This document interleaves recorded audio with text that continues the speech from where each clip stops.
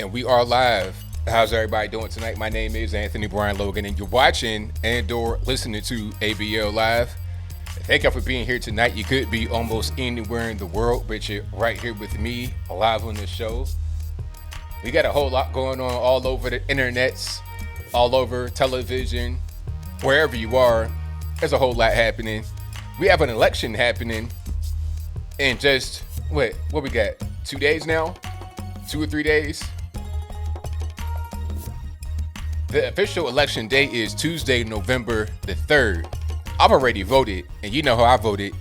Straight ticket, Donald Trump, Republican, and for all the good people, and for all the good measures. If you have any ballot measures, read those before you just fill in the bubble and see what's going on, and then vote the way you feel. If you don't know what's going on, never seen it before, just vote in the way that makes sense. It may be in legalese, that's fine. Try to understand it the best you can. And as a matter of fact, if you're not voted yet, maybe figure out what's on the ballot before you go and go about it that way. But we got a whole lot happening. Shout out to Lil Wayne endorsing Donald Trump with a full endorsement. 50 Cent, he's triggered about it, but hey, it's all right. You'll be all right. Don't even, don't get too mad and sad about that. But we got to talk about it. There's still quite a few things happening all over the place. Did you guys see that woke BLM graveyard as a Halloween decoration? We'll talk about Lil Wayne. We'll talk about the election. We'll talk about all of these things and more on tonight's episode of ABL Live. And again, I thank y'all for being here. You could be almost anywhere in the world, but you're right here with me live on the show. Sorry, I'm about 4 minutes late. You got to blame the white man for that. It's not my fault. But no, thank you for being here. If you're listening to this on an audio streaming platform, please hit the, if you got a subscribe button over there or a 5-star rating or a share or whatever you can do, a review would be nice if you could do that on a particular audio streaming platform, whether you're on Apple iTunes, Google Play, Spotify, Stitcher, Anchor, wherever you are. Thank you for being there. A link to this podcast is available through the description box. It'll take you to Anchor, but from Anchor, you're able to go to other places and download it from there. You can also search for my particular name, ABL Live. All right. So again, thank y'all for being here. I most certainly appreciate you. All right. Now, I missed a little bit of news. I think I missed something. A Biden rally was canceled. Oh, matter of fact, let me edit my whole my title here. Biden rally kerfuffle. There we go. And let's just change that to election. Perfect. 100 characters. There we go. So my topics today, I just changed my title for the video. If you guys just came in before I had the other title. It says Lil Wayne endorses Trump, woke BLM graveyard, Biden rally kerfuffle, election, and more. All right. So if you guys didn't see the whole thing with the Biden rally, I think I have that particular tweet favorited. I should have it favorited. All right. Let me go find it right quick because this one was kind of crazy. People talking about, oh, well, you guys are, what did it say? It said we tried to run over a Biden van or something. Hold on. I'm going to find that clip right quick, and you guys just hang tight. Keep on rocking and rolling with me. Let me see. So, let me see if I can find it. All right. So, it says Biden Cali. What am I talking about? Biden campaign cancels Austin rally. Trump supporters reportedly harassed bus on I-35. So that's what they're talking about. They're saying that the bus got harassed, but that's not necessarily what happened from what I've been able to see. Okay. They were like, there was a Trump rally kind of like close to it, but it wasn't like putting it in danger. I'm going to show you one piece of the video that I have so you guys can see what's going on. And then I'm going to try to find the other clip that shows a little bit more of the actual dust up. Now, matter of fact, do I have that clip? I think I have it. I think it's in my stories. Yeah, I got to find that clip somewhere else. but I do have it. I'm going to download it and then put it right there on the right-hand side. All right. Yeah, exactly. So here's what happened, and then I'll find the clips a little bit later. Now, there was a Trump parade around the Biden truck, and there was no harm done to the Biden truck. It was a Biden van. It's like a tour van or a tour bus. So the Trump rally, they got their flags or whatever. They're around the Biden tour van or bus. Here comes a car that does not have any kind of Trump stuff on it, and it tries to run the Trump truck off the road. Then the Biden van got right up on the bumper of the Biden bus, I guess to protect it. I'm not really sure what the purpose was, but one of the Trump trucks kind of nudged it off of the Biden bus's bumper, if that makes any sense. So they're trying to say that the Trump trucks were harassing the Biden bus, but that's not what happened from what I've been able to see. And if you guys have that video, go ahead, send it to me through my Twitter or my email or whatever you can. All right. And I'm going to find it right here on my Twitters. So here's a picture of it, so you kind of get a better idea of what's going on. It's kind of hard to describe. So here is the Trump kind of like rally on the road. So we're not talking about an actual rally with people that are walking and marching. We're talking about trucks, vehicles, cars on the road, and they all got their flags and whatnot. Now, I think this is the view from the Biden bus. You understand? And they're seeing from the outside. This is definitely a bus. See the top of and I see this is definitely a bus. So the trucks are in front and they're kind of like flanking them, but they're not doing anything to harm them. They might be honking and horning and stuff like that, but the bus is able to drive perfectly. This could be considered an escort from what I've been able to see. Now, I could be proven wrong. I'd love to be proven wrong. If you guys have anything that points toward the opposite, I'd love to see it. All right. Now, here is my man, Jack Posobiec. Shout out to Jack. Hey, Jack Posobiec, if you're watching, you deserve an award, sir. You're doing A1 excellent journalism. It's crazy how the internet works. You have better journalists on the internet independently operating than you have on major mainstream TV. They got all kind of millions of dollars behind them. You got whole big studios and legal teams, all that good stuff. But they can't hold a candle to the guys that are on the ground just getting stuff done. So shout out to Jack Posobiec. Here it is. Now, this is what I was talking about. I'm pretty sure this is in Austin. It could be somewhere else, but let's check it out.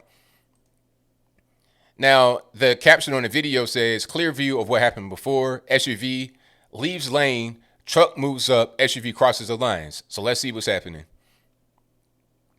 All right, there's a sound on the video. So you got all the trucks going. They got the Trump flag. And you see right there on the right-hand side of the screen, there's the Biden-Harris bus. It has a big tour bus wrap on it, so it's clearly identifiable. It has Biden-Harris really big on the back. All right, now, it's kind of hard to see, but there's a white pickup truck right here in the front of the video. In front of the white truck, I think that's where the white SUV was. And there's a truck coming from the right-hand side of the screen that's going to nudge that truck out of the way because it's right up on the bus's bumper. I think that's what's going to happen right here. But let's keep on watching the video to see how it unfolds. So you see the flags on the back of the black truck, and they're pulling up right beside the Biden bus. All right. And now the truck with the Trump flags on it is directly right beside the white van or SUV, whatever that is. And the white van was right on the bumper of the Biden bus before the black truck came into the picture. Well, we keep on going.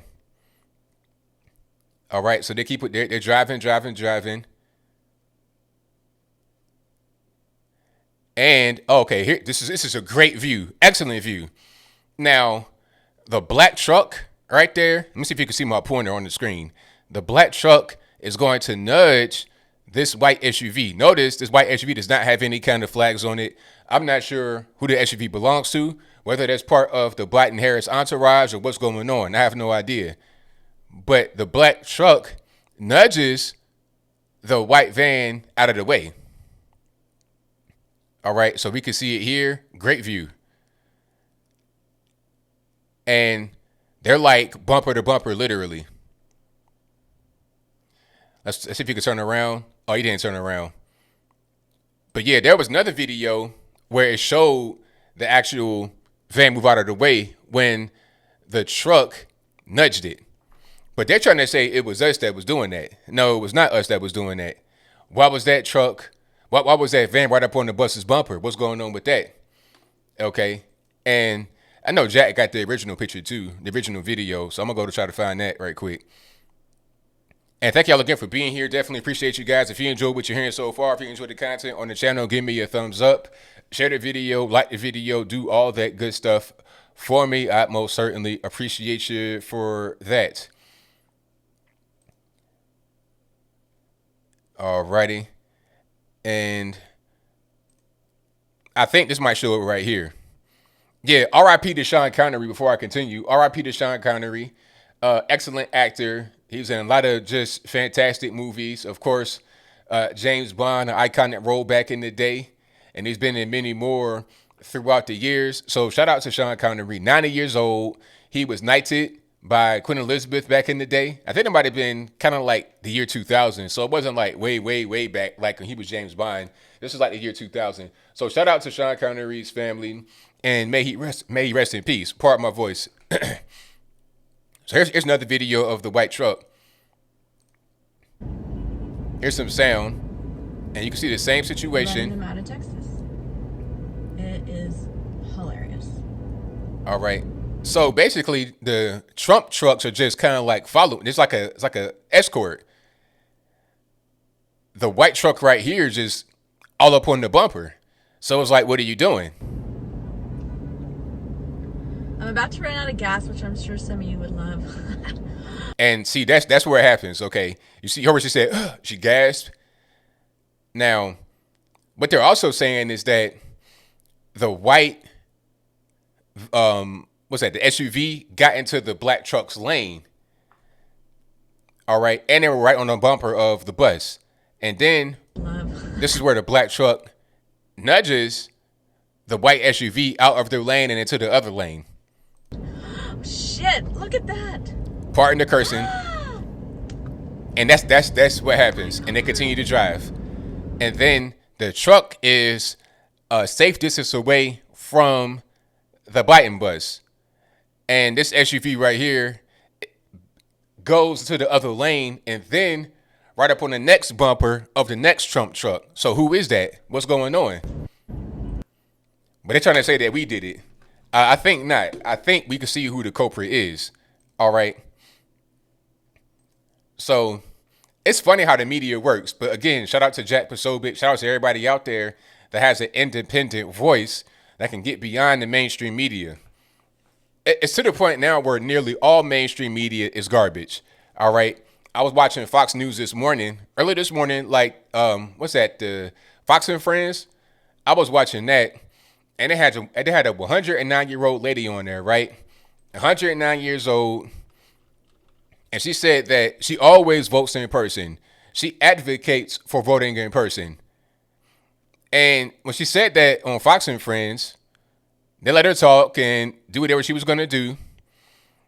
And after the segment was over, Jedediah was like, well, you don't have to vote in person. You can't vote by the... It's like, man, why would you say that? Like, she wasn't even telling it to her. She was just saying it in general, just so you heard it. Just so you can get that in your mind when you're hearing about voting. Oh, you don't have to vote in person. It's like, come on. The lady is on here, 109 years old, advocating for voting in person, and then you just want to squash that. Okay? I mean, it's like if I go on there talking about, hey, donate to cancer research, and you say, well, you don't have to. It's like, you just killed my whole reason for being on here, lady. A lot of that type of stuff is going on Fox for some reason. It's a lot of people like that, a lot of left-leaning fence riders. It's like, all right, look, If you want to be a fence rider, small air libertarian, that's fine. But come on, man. You're on Fox News. I need you to be conservative. If you're not conservative, then you need to keep rocking. Okay? Keep rocking and have that be that. I don't have no time for, none of the other stuff. But yeah, that was crazy. I was really surprised when I saw that. So yeah, shout out to the 109-year-old lady who voted in person. If she can vote in person, then so can anyone else out there. I don't want to hear no excuses. 109 years old. Okay? Old lady voting in person. But you got a 25-year-old soy boy talking about, oh, I'm scared. I don't want to vote in person. Vote by mail. Wear a mask. Please. Stop. Her niece was right there with her, the lady, and she had to have been about 80, 90 years old herself. Both of them voting in person, and they both voted for Trump, of course. Of course. Here comes Jedediah talking about, oh, no, you don't got to do that. Stop. I implore all of you to vote in person. I voted early, but I voted in person. I went down to the line. It was like I was in and out within an hour. No big deal, all right? Cast my vote, paper ballot, put it in the machine, and we good to go, okay? No fuss, no muss, no violence, no none of that type of stuff, all right? Easy. Rapper 10,000 says, Golden Gal voted in person. Big facts. Golden Girl, hey, the Golden Gal voted in person. If she can do it, then anybody can do it. I don't want to hear no excuse. Maybe you're 1,000 pounds and you can't fit through the door, and that's fine. But I'm like, yo, check it out. How about I vote in a station that has a barn entrance? Open the barn door, open the garage door for me, and let me get in there and cast my vote. Matter of fact, how about you move the machine outside or to the entrance and let me vote right there? And I could just take my hover round that has a crazy weight limit back to my car. I can go back to the crib and lay in my bed. How about that? Easy peasy. Okay. Let me see. J Jean or J Jean, I don't know. I want to butcher your name. 88 says, hey, ABL, what is your opinion on the American University professor Alan Lichtman, who has predicted the election since 1984, stating that Trump will lose the 2020 election? It's always somebody like that. It's always one guy that comes out that's always right, never loses a prediction for the election, and they say this guy is rock solid. He's never wrong. He's always right, and he end up being wrong. Okay? First time for everything. That's pretty much the way I feel. You can always, get a prediction wrong. You might have been right 4 or 5 times on the road. It's just like rolling dice. Okay? You rolling, boom, you hitting, and then all of a sudden you don't hit no more. So, what happened? Your luck ran out. How about that? I think his luck will run out. Oh, yeah, shout out to, not shout out. That's improper to say. Rest in peace to Rance Allen, gospel legend, Bishop Rance Allen. He was 71 years old. He died today. I see him a lot, like in some of these specials or gospel specials. I know a little bit about gospel in the church. Don't get it twisted, even though I'm not necessarily religious. I know a lot about church and gospel. So, yeah, may he rest in peace. I'm not sure what caused his death, but he was 71 years old, so hopefully he had a good life and his family can rest easy. And also to my man, Sean Connery. Alrighty, let me see.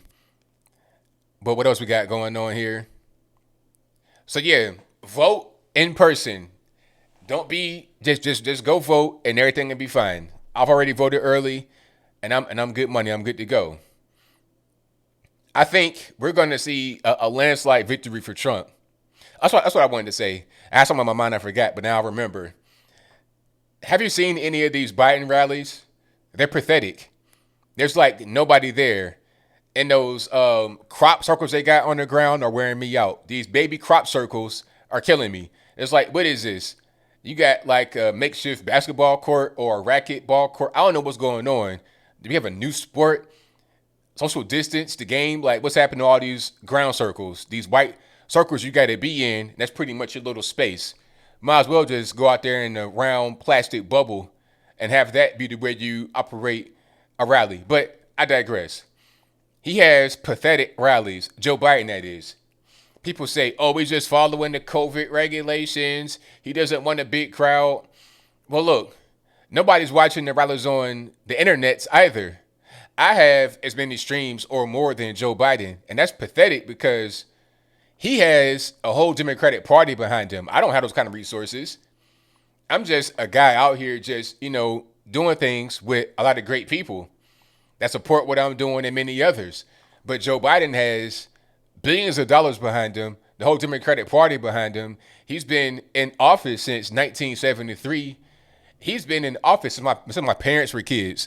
My mom was still playing with Barbie dolls when Joe Biden first got in office. So that gives you a little bit of scale. And I'm 36 years old right now. I'm a fully grown adult male, you understand? I got friends I went to school with that already got grandkids. And he's been in office for that long. You understand what I'm saying? So this guy has notoriety, has money, the whole Democratic Party, and he might pull 1,000 viewers in the live stream. Nobody wants to see this man. Nobody can use the COVID excuse for the lack of live stream viewers. Nobody can say that. All you can say is that nobody's interested in seeing this man live doing any kind of rally. And when you do see him at a rally, it's a dumpster fire. Have you guys seen my infomercial that I put on? Well, it's not mine. It belongs to Power Tie. Shout out to Power Tie. But it's my post on Instagram about Joe Biden. It's like an infomercial style thing. I'm going to show it to you guys right quick. I thought it was hilarious. You guys check it out. And if you can't see it, if you just, listening to the audio, you'll be able to hear it. So don't even worry about it. Hold on one second. Let me put it up on the screen. No, that's not what I wanted to do. Hold on. Okay. This will work. This is fine. It's kind of small, but it'll work. Let me zoom in a little bit. Okay, perfect. There we go. And here we are. And if you can't read the caption that I put on it, it says, this Joe Biden infomercial is absolutely crazy and you must watch. Sound on. This is an Instagram post. And Instagram.com/Anthony B. Logan if you don't know. Check it out. So I learned about roaches. I learned about kids jumping on my lap. And I've loved kids jumping on my lap. Presenting the Best of Biden collection, now on home video. Now you can enjoy all your favorite wacky moments from America's senile old granddad. Well, gay bathhouses and it's all about round-the-clock sex. It's all, come on, man. Including sniffing a baby, awkward hugs, numbers are hard, Go to Joe 30330. corn pop, And Corn Pop was a bad dude. racism, If you have a problem figuring out whether you're for me or Trump, and you ain't black. stupid troops, Clap for that, you stupid bastard. You stupid bastard. Stupid bastard. blank stare. Blank stare part 2. Chris is Chuck. All right, Chuck. Thank you very much. All right. It's Chris, but anyway. Chris. I just did Chris. And many more. Make sure make sure you have the record player on at night, the phone. Make sure the kids hear word. But wait, call within the next 10 minutes and receive a free copy of Kamala's Kooky Cackles. That's right, 6 full hours of ear-piercing cackles that the whole family can enjoy. Here's how to order. Oh, man. Yo, so that's what your guy Joe Biden has. If you tune in to a rally, you might get a lot of that. And I don't think you guys really want that too much. I don't want that too much at all. I might have to buy that box set if it was available. That's not a real product, but guys are in the comments saying, hey, I pay for that right now. $39.99 plus shipping and handling. I'm paying for that right now. Hey, shout out to Power Tie for that video. The creativity is just on a whole different level. Yeah. And you know what? I'm reading Twitter and I'm seeing buying surrogates and staff members shopping their resume in DC. Because look, when I think about these campaign workers, people that's on his staff, if he or when he loses, it's it. It's over with. It's a wrap. It's done. They have no more job. So now they got to try to find a way to make a living. Their whole job was doing one particular thing. Now they're done. So now what's next? I'm glad you guys enjoyed that as much as I did. I thought that was funny. I guess that's on my Instagram page. Instagram.com/Anthony B. Logan, ANTHON, by the letter B, LOGAN. All right. So, what do you guys think will be the result of the election? Will it be a landslide victory for Trump? We're talking about, well into the 300s for the electoral vote. What will the actual victory be? I think that he has no chance. If Trump holds the same places he had in 2016, it's over. It's over. And I don't see Biden flipping any state that Trump won. And it was a landslide victory last time as far as the electoral votes. So I just don't really see it. Yeah, it's voting scandals everywhere, Rapper 10,000. Pennsylvania, Florida, California. It's all over the place. California, there's always scandals in California. That's pretty much how it goes. Shout out to Tree says, I'm coughing, I can't stop laughing. Hilarious. But there's always voter scandals everywhere in those particular places, especially California, Florida too. I think there was a problem in the midterm election in Florida. What was that, Broward County or somewhere? I'm not really sure what it was. Remember the lady that voted over and over again when she shouldn't have been voting? Hold on. What was it, Broward County? Some kind of commissioner, election commissioner. When I find her, I know exactly who I'm trying to find. Okay, is this? Yes, that's her right there. This lady right here. They know exactly what I'm trying to find. Okay, this lady right here, I'm gonna put her on the screen. This lady right here, super corrupt. Super corrupt. And I think that might have been going on in 2018. So has anything changed in Broward County? Is she still there working in Broward County? I did not do a follow-up on that. I can't really remember what's going on. But this lady right here, super corrupt out there in Broward. So, yeah. Somebody said, can I play it again? That's hilarious. Oh, and a quick announcement while I'm talking about elections and stuff like that. I will be streaming live on election night. Okay, I did that in 2016. I think that might have been on my Facebook page, but I'll be right here on my YouTube streaming live. I'll probably start at 7 or so in the evening, maybe 8 in the evening to cover the election. So I'll be right here with you guys streaming live, and I'll be up all night. Okay, if I got to stream until 2, 3 in the morning, it's whatever. I'm down. And now I might take a little nap if it's like 2 o'clock in the morning and come back, you understand? But I will be streaming, so that's an announcement. And I'll probably post a schedule for that. I'll probably post it as far as like an upcoming event on Monday, so you guys can just see it and know that I will be there. So yeah, I will be here streaming Tuesday, November the 3rd for election night coverage. Absolutely. All right. So this is going to be a good one. And you guys go out there and vote. I know that it looks promising for us, but we got to do our part. We can't just say, oh, it's promising and nobody go out there and vote. I've already voted. If you've not voted already, go out there and vote. Tuesday, November the 3rd, get there ASAP and do your civic duty. If you can't vote because maybe you're not a citizen, maybe you're not an American, maybe you got a felony or whatever it is, that's fine. Just encourage others to vote. If you're too young, that's okay too. Encourage others to vote that can't vote. All right. 90 million votes so far. Yeah. And you know what? There's going to be more.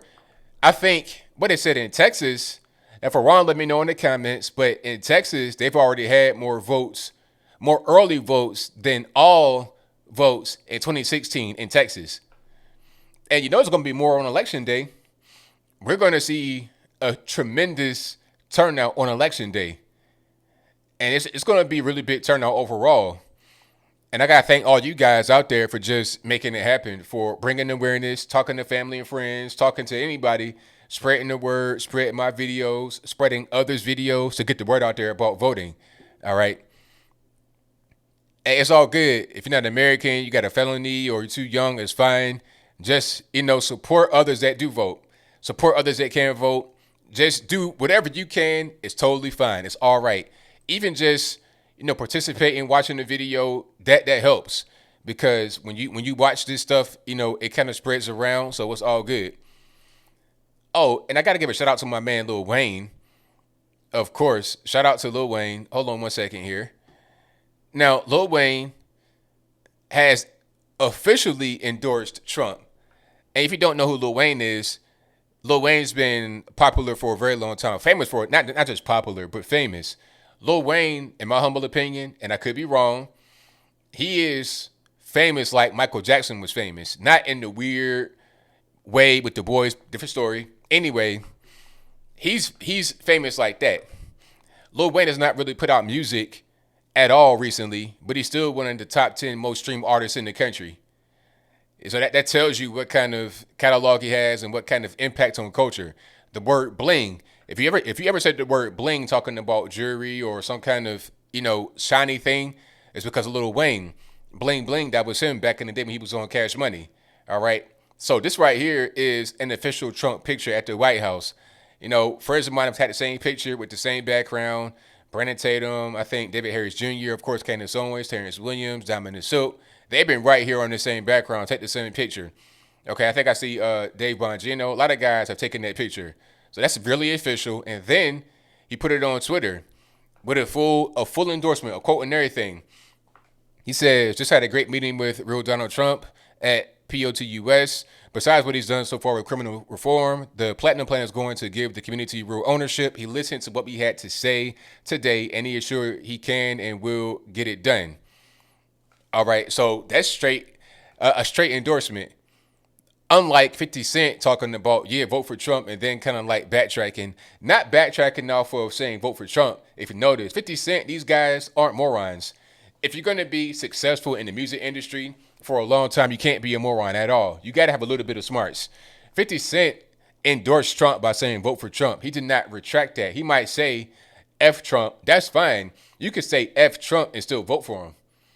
Okay? You might want to say F Trump and F Biden, but still vote.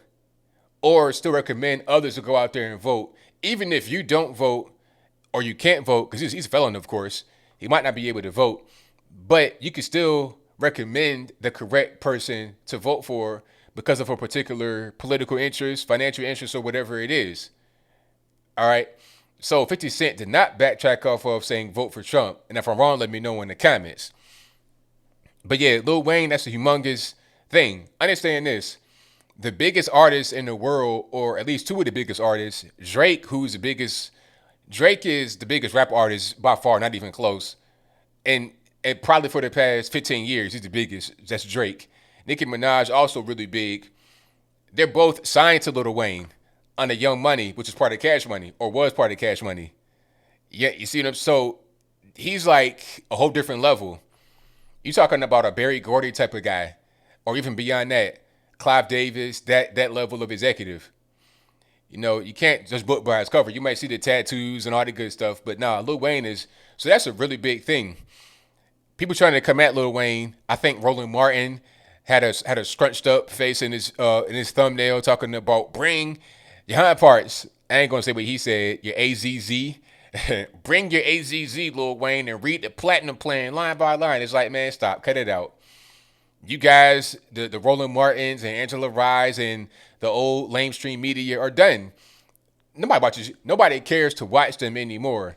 If you watch Roland Martin and you like what you see, I mean, I got a few questions. Okay, do you have an IQ above 100? I mean, or 90? How about that? Because I go to some of these websites and I read the comments, and I'm not seeing a whole wealth of intelligence. I'm not seeing somebody that might write some type of, brilliant work of, I'm not really seeing people that are going to be out there really changing the world. I'm seeing kind of like bottom feeders. No offense to anybody out there that watches Rolling on a consistent. No offense to anybody that watches them and likes what they see, but I move right along. So yeah, that's really big. Also, there's more endorsements, not just Lil Wayne, but also Brett Favre. Now, Brett Favre kind of disappointed me when he compared Colin Kaepernick to Pat Tillman, talking about, they both sacrificed. Well, one person is dead now, who actually fought for their country. The other guy just sacrificed his NFL contract, which is not even that much money, to get more money by being a spokesperson for Nike. You understand what I'm saying? But I digress. I did not like that comparison that Brett Favre made. However, he gave a full endorsement of Trump, and I like that. So I can still not like that comment he made and appreciate the fact that he now supports Trump openly. And also Jack Nicklaus, again, full endorsement on Twitter. It's out there. Everybody knows it. The question now is, who's not supporting Trump? Who are those that are really kind of against Trump? You got guys like Puff Daddy, a.k.a. Diddy, as the cool kids say. He says that Trump is a fascist and a racist. And when I hear people say, anytime I hear anybody say fascist, when they are talking about Trump, I feel like they heard that on the news and they're repeating it. Who uses that word in the regular everyday life? Nobody. They'll say racist, but they won't say fascist. If you were to ask Puff Daddy, what is a fascist? He would not know what that means. He's just hearing it from those that are in his ear. Talking about, okay, we got the New Black Party or our party, or whatever his political party is. He probably had the idea and made a few phone calls to some guys that he thinks may be kind of independent, right? And what did they do? Put them on BLM style website with a funding page that goes to Act Blue, which ain't nothing but a Democratic Party's platform. Also Black Lives Matter's platform. All right. And if you don't know about Act Blue, if you're kind of confused about that, I'll give you a brief rundown about Act Blue. And if you like what you're hearing so far, give me your thumbs up, like the video, share the video, do all that good stuff. But the way Act Blue works is this. They are a payment processor, right? Similar to PayPal or something like that. They take a percentage of the money that they get through their platform. I'm not sure what the percentage is. If you guys know, let me know in the comments. But they take a piece of your money for the act of being able to process the payments. Now, everybody on Act Blue is either a Democratic candidate or a liberal organization like Black Lives Matter, which they're on there, and also Puff Daddy's new political party, Our Party, whatever it is, right? Our Black Party, that's the name of it. Act Blue will take donation money for them and give the majority of it to them, but they take a piece for themselves. Now, out of their profit that they take from you, they donate to other political candidates. Democrats, of course. So here's the deal. They got employees over at Act Blue. They pay their employees. They pay their operating expenses and costs. And then they give, let's say, $10,000, $100,000, $1 million to Joe Biden. Why not? They got the money. Tax write-off. Hey, take that. So when you donate to this new political party that's not Democrat or Republican, you're giving to the Democratic Party directly through their platform that they set up. So I don't think Puff Daddy even understands what's going on. This is not a political person. He made a few phone calls, said, hey, you know what? I want a black party, something for us. No Democrat, no Republican. And then they gave him some Democrat platform with a black coat of paint on it. All right. He's one of the only ones that came out and said that he does not like Trump, calling him a fascist. But he was hanging out with not only Trump for the past 20 years before he became the president, but also Melania.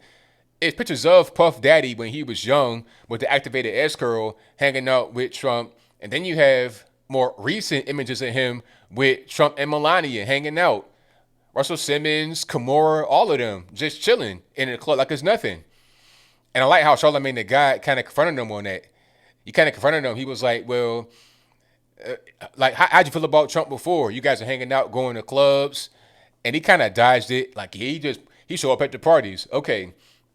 If he just shows up at the party and he just happens to be there, you're making it seem like you just happen to be in the same place at the same time and not hanging out with each other. But you guys are hanging out, eating from the same table, taking pictures, posing, smiling, cheesing, you showing them stuff. You might got a brand new baby, you showing them the grandbaby, the new baby, all of this and that. Y'all are friends. That's not like, oh, he just showed up. That's your friend. You probably got on the phone before you got there and afterwards and talk about the kind of time you had. So he's the only one, Puff, talking about Trump's a racist, but he didn't feel that way up until recently because he's a Republican and those that are in his ear are telling him to feel that way. But I'll move on. You're going to see a really big turnout come November the 3rd. It's already been a big turnout right now because of all the early voting, but you'll see more of it come November the 3rd. And I think what the funny part would be the Democrats will count on the early vote going in their direction, but it might go the other way. And they are also encouraging more voter turnout in general, not just early voting, but all voting. So I'm going to come out and vote more too because I'm going to vote anyway. But if I'm a kind of a non-voter, kind of on the fence, now I'm interested. people that don't really vote, that don't know about politics, they're asking me, hey, I'm a first-time voter. I'm 40 years old. I don't know what's going on. Tell me why I should vote for Trump. Okay? Because they're seeing all this stuff from the Democratic Party, and they're seeing what I'm doing, talking about Joe Biden, UN Black, all this, that, and the third. They're asking questions. They're curious. And the Democrats, marketing is going to backfire and help us. So it's fine. Keep doing more of it. Matter of fact, keep the whole marketing thing going. Keep saying Orange Man bad, Trump's racist with no evidence of that. And I heard Charlamagne the God talking to another rapper, I think it might have been T.I., about Biden and Trump. Now, I didn't hear the whole thing, so I don't have the context, but he was saying something about Trump being a good guy with bad ways or something stupid. Like, he gave you all the ways specifically why Biden is bad, talking about the crime bill and he's racist, all this, that. But when it comes to Trump, it's just like generic things. He's a fascist. How? What does fascist mean, Charlamagne the God and Puff Daddy and DJ Envy and everybody else? What does that mean? You tell me. Okay? Get a pen and paper and write it down right now. Don't do your Googles. Don't go on the internets and research what it is right now. If you're going to use a term, tell me what it means. They can't do it. But I digress. Oh, and the virus, I think the virus will be over come November the 4th. Anthony Fauci, I hope, my wish, if I had a genie in the bottle and I had one wish, it'd be that Trump fires everybody that needs to be fired on when the clock strikes midnight, November the 4th. I want Anthony Fauci, Christopher Wray. I want all these nut jobs in the White House, in D.C., everywhere to be fired if at all possible. If Trump can fire them, then they got to be gone. Okay, start first with Anthony Fauci. This guy is a total nut talking about, mandatory lockdown. We should have mandatory vaccines. Maybe I heard that. I saw that in pardon me. That might have been New Zealand or somewhere. They're talking about they're going to have mandatory camps to go to if you don't take your vaccine. It's like, excuse me? So the FEMA camps are real. Shout out to my man, Alex Jones. I saw some of that podcast Alex Jones had with Joe Rogan, and it was really good. I've not watched all of it, but Joe Rogan keeps being vindicated over and over. Not Joe Rogan, pardon me. Alex Jones keeps being vindicated over and over and over and over again. Over and over. He told Joe Rogan about Ghislaine Maxwell and Jeffrey Epstein back in like 2007, 2006, years and years ago, about the island and all that stuff. Oh, he's a conspiracy theorist. He's not really, he's misinformation merchant, and then it comes out to be true. Okay, we're going to see more things come true as the days and weeks progress. This whole virus thing is going to be a big time fraud, a scam, and you're going to see that coming up right after the election. They're trying to extend it and make you fear it because it's helpful politically, and it's really a shame.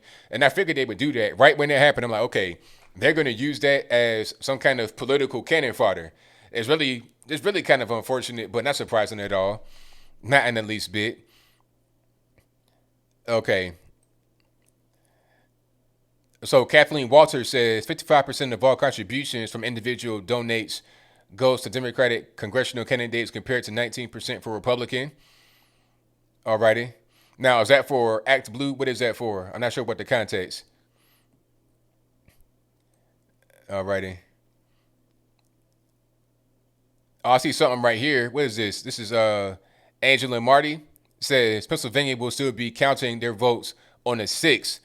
Wow. That's crazy. That's totally crazy. I think we'll be able to get a good idea of where everybody stands by the end of the election day. Because remember, there's been plenty of votes already casted. If you got the early votes and it's all looking towards like it's going to go for Trump, then it's pretty much over, in my humble opinion. I want to see, even if some states don't flip red, like California, I want to see the increase in, I want to see all the data. I want to do a data mining mission. When all this is over with, I want to do some data mining and see what's going on, for sure. Hey, I go on Temple in real life, no problem. I go on any of these places that want to have me on, Joe Rogan, Temple, whatever it is, I go there. Yep. But yeah, this whole thing with the virus is pretty much it's just overblown to help Democratic candidates. If you turn on CNN, aka Common News Network, aka Clinton News Network, and talk about virus 24/7. So if you're watching that stuff 24/7, of course you're going to be scared. Of course you're going to want to put a mask on inside your house or in your car. That's the craziest thing in the world. You got a mask on inside your car. Why? You going on a 3-hour trip with a mask on the whole time for what? I just don't really get it. Nobody's in the car with you. You can't. It's not gonna spread in your car like to somebody else. So what's the point of wearing the mask? The whole mask thing is dumb, and the mortality rate is super low. I think the virus from China is a new flu. That's just my opinion. What they say, the flu cases dropped like 98% or some kind of crazy number. You guys know what the number is. Let me know in the comments. But how is it that the flu cases dropped so much, but the virus is just the worst thing in the world? You know, is anybody still dying from the flu? Did that get canceled or no? Yeah, you can't really breathe in the mask. The mask is restricting your airways, your nose, all that good stuff. See, if I got to wear a mask, I put on one of these super thin. You know, it ain't stopping no virus or nothing, but that's just what I do. Like when I had to go vote, I put that on because I got to go vote. I ain't trying to have no problems. I put it on to go vote, and that's it. You know, if I got to fly or something like that, I'll wear it. And I can breathe in it just fine. I don't care about, oh, you can't wear the neck gaiter. So what? You know, when I have it on, don't nobody say nothing. I can breathe just like a newborn baby. I'm not putting on no N2 or some kind of thing with the valve and I'm looking like Bane. I don't want nothing like that. That's just, I'm not going to do it. I'm going to do the least amount possible. And really, around here, there's a mask mandate, but ain't nobody enforcing it. You can go to restaurants, Walmart, wherever you want to go, and it's fine. Ain't nobody going to say nothing to you. I went to a restaurant the other day, and at the front, they asked us, me and my wife, do you have masks? We're like, no. And just let us in. I was like, okay, come this way. I was like, all right, appreciate it. Thanks. Don't nobody care about that. What can they really do? What can they really say? Not pantyhose. These are neck gaiters. Where I get these from? I ain't gonna shout no company out because they ain't no sponsor. But I got it from a company. I got like a pack of. You guys probably know what it is, but I forgot the company really, honestly. But I got a pack of like 5 for like $2 or some kind of crazy amount of money, like no money at all. Those work perfectly fine. Great comment from KG. KG says COVID has cured cancer, the flu, heart disease, diabetes, etc. Exactly. Correct. Correct. You know, I can't live in fear. Not at all.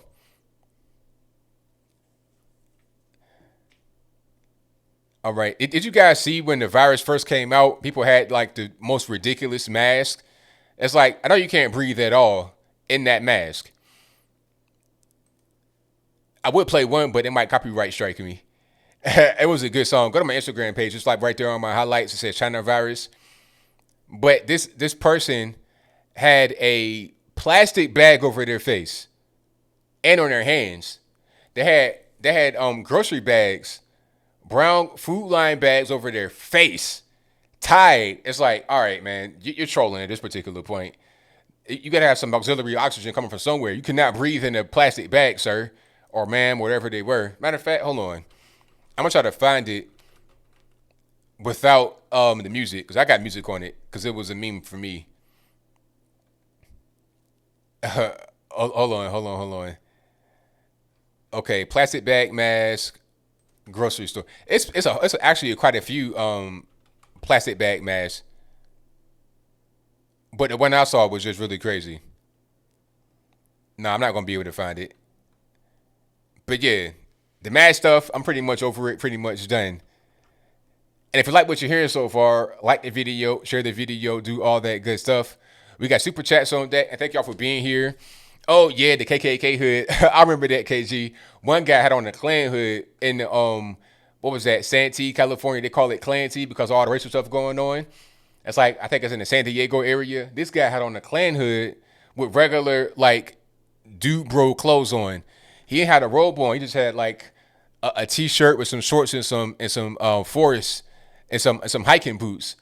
Like he could take that Klan hood off and go straight out to the forest and shoot some deer. You understand?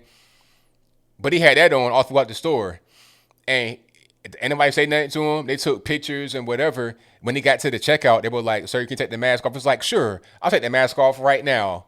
And he took it off. And it's like, "All right, now what? You told me to take my mask off and it's off. So what?" That to me was hilarious. People got offended. Oh, how can you say it's funny? It's like, man, please, that dude ain't gonna do nothing. I mean, in a store with regular clothes on. I mean, come on. Like, if I see somebody with Antifa garb on, and I see about 15 of them, and I see obvious signs of crack use or meth smoke, if I smell meth smoke and I see Antifa gear, then I'm getting my pistol off safety and I'm ready to get a rocking ASAP. You understand? But I digress. Thank y'all again for joining. Super chats on deck, and then I'm going to get to the phone calls as always. It's just a call-in show if you're the first-time viewer. Oh, I almost forgot to say, go ahead and subscribe to the channel right now if you have not subscribed yet or you're a first-time viewer, whichever the case may be. And hit the bell as well. When you hit that bell, you get notified whenever I go live and or post a new video. All right. Somebody said Jorgensen for president. Why? For what? The same Jorgensen that said Black Lives Matter on our Twitter. And then said, well, I don't really mean Black Lives Matter. I mean, I'm like, man, stop. Cut it out. You ain't nothing but just a regular lefty talking about Black Lives Matter. Stop. Alrighty. So let me see. All right, there we go. Thank you to Apple Bacher, All Puff Daddy for a few super chats. I'm gonna read them. All right. Let me see. He says, first, it's a few, so I'm gonna just read them by the section. 1 out of 2. ABL, this election will determine not only the future course of the USA, but also the fate of the entire free world. President Trump is the only leader that will stop the deep state globalist tyranny. On a scale of 1 to 10, how confident are you that President Trump will be reelected? That's a 10. It's a 10 because the main thing that I can look at to have confidence in the reelection is how things happened last year. Or not last year, pardon me, last election cycle, 2016. It was the same thing going on from the media. They say Biden's had all the polls. He's always ahead. He's always polling better, blah, blah, blah. That's all you heard. But you were able to see a different thing on the ground. You saw a big groundswell of support for Trump, a lot of enthusiasm for Trump, and not so much for Hillary Clinton. People, not really caring too much about her. She looked frail. She looked crazy. She had a really dirty past. All that was coming out. It just, to me, it didn't make any sense for her to win.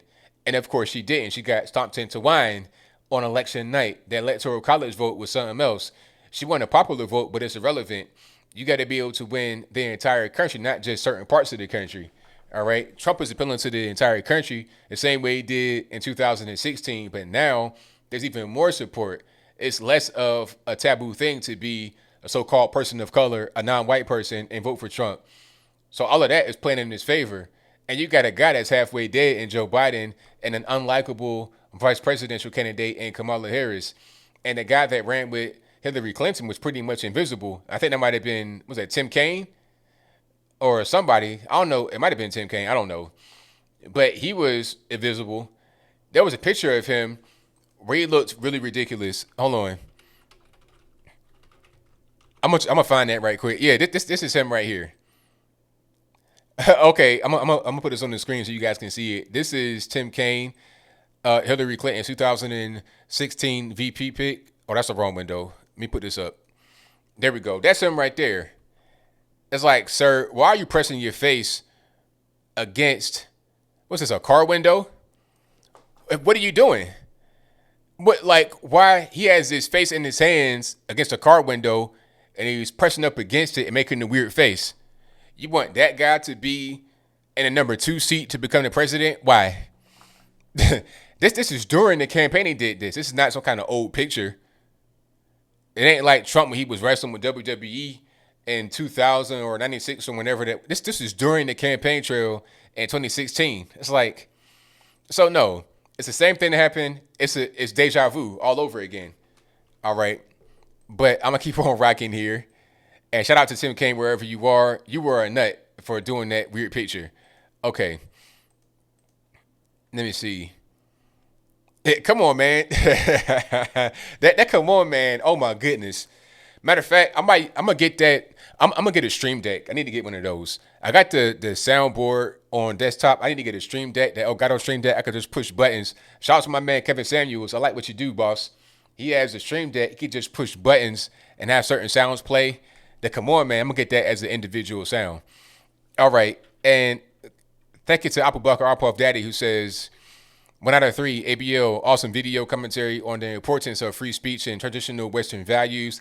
The left wants to decide what quote-unquote hate speech is, and they'll define it as anything that criticizes progressive leftist policies. When COVID is over, please come to Canada with Brandon, Jericho, and MAGA Hulk to educate white lefty Canucks on the truth about Brexit and walk away. He also said, shout out to the U.S. Marshals rescuing hundreds of missing children. Kudos to ICE, Border Patrol, local police, and sheriffs for their assistance. Why does the media ignore this story? Well, they don't care about rescued kids. They don't care about anything that shows the current administration in a positive light. They only want things that help them out, and they want things that hurt him. They said they got a Stream Deck app. So how does that work? It's like you can connect to Bluetooth or something like that. Like it's like on your phone. You could just do it from there. I'll look into that for sure. Alrighty. And thank you for that, Hudson Jackson. I appreciate you, boss. Let me see. And Apu Bakr, All Puff Daddy says, God bless U.S. military veterans and families, Air Force, Army, Navy, Coast Guard, and Marines. Thank you for keeping America free and the world safe. Very good words, man. Thank you for that. Shout out to Matthew Phillips, who says, great commentary on my glorious leader of blackface, Justice Trudeau Castro. He loves to import the kind of socialist dictatorship immigrants fled from. Exactly. But we all know what time it is with if he's not Fidel Castro's son, nephew, cousin, or something, then, I mean, come on. That's a pretty clear case right there. The stork must have dropped the bail off at the wrong place. So that's pretty much his carbon copy when he was younger. The same crazy nose, eyes, all of that. But I digress. Thank you to Anna Williams, who says to ABL, you're the best thing on the internets. I appreciate you. Thank you for that. Thank you for your very kind words and your donation. Thank you to Apu Bakr, All Puff Daddy, again, who says, President Trump sends in SEAL Team 6 to rescue American hostage 3 days before the election. Wow, did he do that? I didn't even see that. He also says President Obama and Secretary Clinton refused to send rescue troops to defend the U.S. consulate under attack by terrorists in Benghazi on 9/11/12. And RIP Ambassador Chris Stevens, Air Force Officer Sean Smith, and Navy SEALs Tyrone Woods and Glenn Doherty. Shout out to U.S. Special Operators, SEALs, Rangers, Green Berets, Delta Force, Force Recon, Pararescue, Night Stalkers, the best of the best, America's finest, real-life superheroes, Trump 2020, hashtag Keep America Great. And he also says, ABL, thoughts on the United Kingdom going on lockdown? I mean, stupid, unnecessary, ridiculous, not going to help at all, purposeless, because even if there's a vaccine, it won't be 1,000% effective. It might not even be 20% effective. So what are we even doing? Just waiting until years from now? How long can we do this? I mean, I'm back to normal. I'm not doing any kind of lockdown at all. I'm just living normal life. So all of that I don't even care about. And I think that if people just live normal lives and they defied the whole lockdown thing, it'd be over with. And like I was saying earlier, after the election, it'd be over with for sure. All right. Thank you to Hudson Jackson II, who says, it's Halloween, but I'm still wearing no mask after all this foolishness over the past 6 months. Exactly. Yeah. Hey, check it out. If I got on a Halloween costume, I'm dressing up with no mask on. But like, hey, where's your mask at? I don't do the mask no more. I've retired from mask. I got my costume from the neck down and from the head up. How about that? Thank you to Apu Bakr, All Puff Daddy, who says, ABO thoughts on United Kingdom. All right, read that one. Thank you to Everything Matters for the Game Over donation. Apu Bakr also says, RIP Cannon Hennett, Sequoia Turner, Horace Anderson Jr., Italia Marie Kelly, David Dorn, David Patrick Underwood, Tamaris Bohannon, Bermel, Tremel, Harold Preston, David McAtee, Chris Beatty, and Jose Gutierrez. He also says, their lives matter. Remember them when you vote for President Trump. Thank you to Bridget Denise, who says, #1 fan. I appreciate you for your very kind words and your dancing emoji. Apu Bakar also says, the white SUV was racist. Black trucks matter. Shout out to Buck versus Windshield, who says, it was OJ. Oh, and the slow speed chase, hilarious. Thank you to Barry Moore for your donation. Thank you to Ed2276, who says, for the record, I have a black van. Thank you to F. Allen46 for the Superman emoji. Thank you to Bill Earnhardt Nappin, who says, hey, ABL, I've noticed a high percentage of black people wearing masks. Do you have any opinion on why that might be? Scared. Just scared. Doing whatever they're told. But at the same time, claiming to be real rebellious. It's stupid. Thank you to Debbie Kennett, who says, oh, a member of the ABL squad. Thank you for that. Thank you to Texas Sweet Tea, who says, Freddy Krueger says, happy Halloween, ABL, and Trump 2020. Thank you for that. I appreciate you. Thank you to self-respecting female, who says, I voted in person in Texas last weekend. Took less than 10 minutes. And Kamala Harris was here recently, and no one really cared. Will you be live watching the election on YouTube? Yes, I will. I'll be here live doing election coverage on election night. So that's Tuesday, November the 3rd. I'll be here doing my live coverage. And before that, I want you guys to go out there and vote if you've not already voted, if you're able to vote. If you're an American, you don't have felonies, you have the ability to vote, you're old enough, go out there, exercise your right. Your civic duty, go out there and do that. Okay? I think it's pretty much a wrap, but we can't just act like it's over and not vote. So go out there and vote. Thank you to Retro Gamer 81 for the emoji with the victory. I appreciate you. Thank you to Peach Sangria, who says, on a party like his 1984 on a Tuesday night. Thank you to Video Chimp, who says, have you seen the analyst that has predicted every election in the last 40 years? He says Trump to lose. Otherwise, it seems like a landslide for Trump. Yeah, like I was saying earlier, there's always that one guy that's never wrong, gets every election right, and then they get one wrong. Always that guy, every election, it never fails. Thank you to David Manier, who says, you are changing hearts and minds, ABL. Keep up the amazing job. Well, I thank you for that. It means a lot to me. I'm glad that much is getting out there and helping people. So thank you for your donation and your very kind words. Thank you to Paul Revere, who says, no on Prop 15 in California, no to higher rent. Mr. VP says, I voted Trump in Ohio. How much do you think the Tory vote is going to affect Trump getting that second term? Hashtag MAGA, hashtag ABL. Well, thank you for that, first of all. And the silent minority, or whatever, the silent majority, really, that's going to be a big piece of the pie. Because when you're getting polled, people aren't always honest. They're not really saying who they're going to vote for. People are kind of just quiet on the low, don't want to say who they're going to come out there and vote for. I was talking today with some family members, and shout out to you guys. Great conversation. And it was, why should I vote Trump? And I'm glad to even have that question be asked of me because they're open a little bit. So I'm like, okay, you're open. You feel like you could do that with me because, I'm conservative, but they won't do that with someone else that's not conservative. So a lot of us are out here still kind of undecided. So I'm glad that it's happening. That conversation is happening. Thank you to Abby, who says, ABL, thanks for all you do. Colts, North Carolina is still having amazing Trump boat rallies. The enthusiasm is incredible. Sent you pics through Facebook Messenger. Hey, thank you for that. I appreciate you. I know about Colts, North Carolina, Outer Banks, all that good stuff. Because, I'm from Virginia, right there in the 7-city area, Virginia Beach, all of that. So shout out to everybody out there doing the Boaters for Trump rallies and the Truckers for Trump, everybody. I saw the Mennonites and/or Amish for Trump riding horses in a caravan with flags on it. I mean, you don't see that kind of enthusiasm for Joe Biden. You just don't see it. Let me see. Thank you to Red Nova Yu-Gi-Oh! Who says, Harris Biden bus leading the Trump train out in Texas. Alrighty, let me see. Thank you to Charles Turner Jr. who says, please give a shout out and prayers from people from Washington and other blue states. Hopefully we are about to vote for our first Republican governor since 1980. Yeah, shout out to Washington State. Hopefully you guys go the other direction. Vote red. You see what happened since this whole Friato thing. Chaz Chop. I mean, we don't want more of that. So, yeah, prayers out to Washington. And I support you guys out there in Washington State to get a red governor, the first one since 1980. That'd be fantastic. Thank you to Alexa V, who says, ABL, I'm going to make a bold prediction. I say Trump will win by a landslide and Republicans will take the House and the Senate. And what say you? I'm with you. I think that they will, for sure. Absolutely.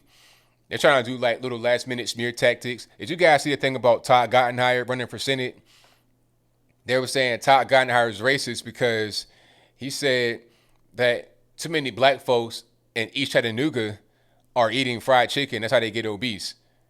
But but he said was right, because I've been to East Chattanooga and it's just ghetto.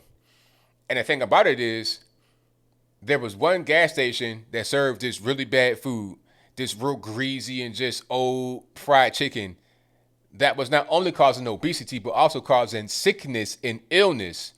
Todd Gottenheimer was the one that advocated for a grocery store to get put right there in East Chattanooga. You know, before that, it was a food desert. It wasn't no store nowhere. You had to go downtown, like all the way into downtown, or go across the ridge line to get some good food if you live in East Chattanooga. But now they got a store right there. Todd Gottenheimer is the reason why they have that option. So Todd is not just some kind of guy that says, okay, they're fat, they're eating fried chicken. No, it's they're fat because they're eating fried chicken and no good food. So what I'm going to do is advocate for a grocery store to come right here to get good foods in his community that needs it. And he did that. I met him too. He's a real good guy. Really, really good guy. So shout out to Todd Gottenheimer. If you're living in Tennessee, vote Todd Gottenheimer, and also Bill Haggerty, and of course, Donald Trump. You already know what it is. All righty. And what else we got going on? Shout out to Gregory Masters, who says, Clayton, New Mexico, here again. Keep doing what you're doing. Shout out to my mom, Paula V. She's the greatest of all time. Yeah, shout out to mom. Shout out to Paula V. Thank you guys for watching. I appreciate y'all 100%. All righty. Zen Christopher says, so good. Thanks for recognizing Alex Jones being right. Yeah, Alex Jones was right on the money. Alex Jones may appear to be out there, but when you look at what he says and you do some fact checking, everything checks out. So, I mean, what's the point in really trying to fight what's the reality?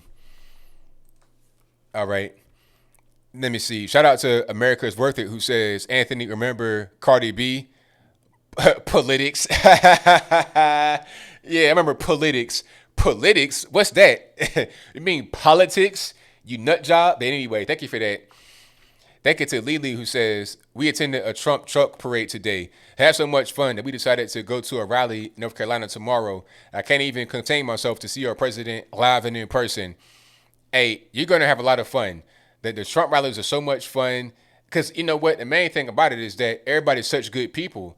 You're around positivity, nothing but positivity. Everybody's so nice and kind. It's great. It's like Woodstock with no drugs. You understand? But I digress. Thank you to, let me see, Russell Cruzan for becoming a member of the ABL squad. I appreciate you. Thank you to Threat Level Midnight, who says, hold on, let me go back to where I was. Threat Level Midnight says, saw a video of our governor here in Illinois saying that if you die in a car accident and you had COVID, they will mark it as a COVID death. Yeah, I think I saw that same video. And that's crazy. I mean, this whole COVID thing is a joke at this particular point in time. Yes, it is a real virus, but what are you really going to do? What are you going to do to prevent it? So I'm trying to figure out. You can't just keep the country shut down and have all these fake numbers out there. There's no reason, there's no purpose other than money for certain people, but I'll move on. Thank you to Russell Cruzan, who says Trump 2020, 1,000%. Thank you to someone pregnant female who says, do I watch Sky News Australia? I've watched them before, but I don't really know a lot about them.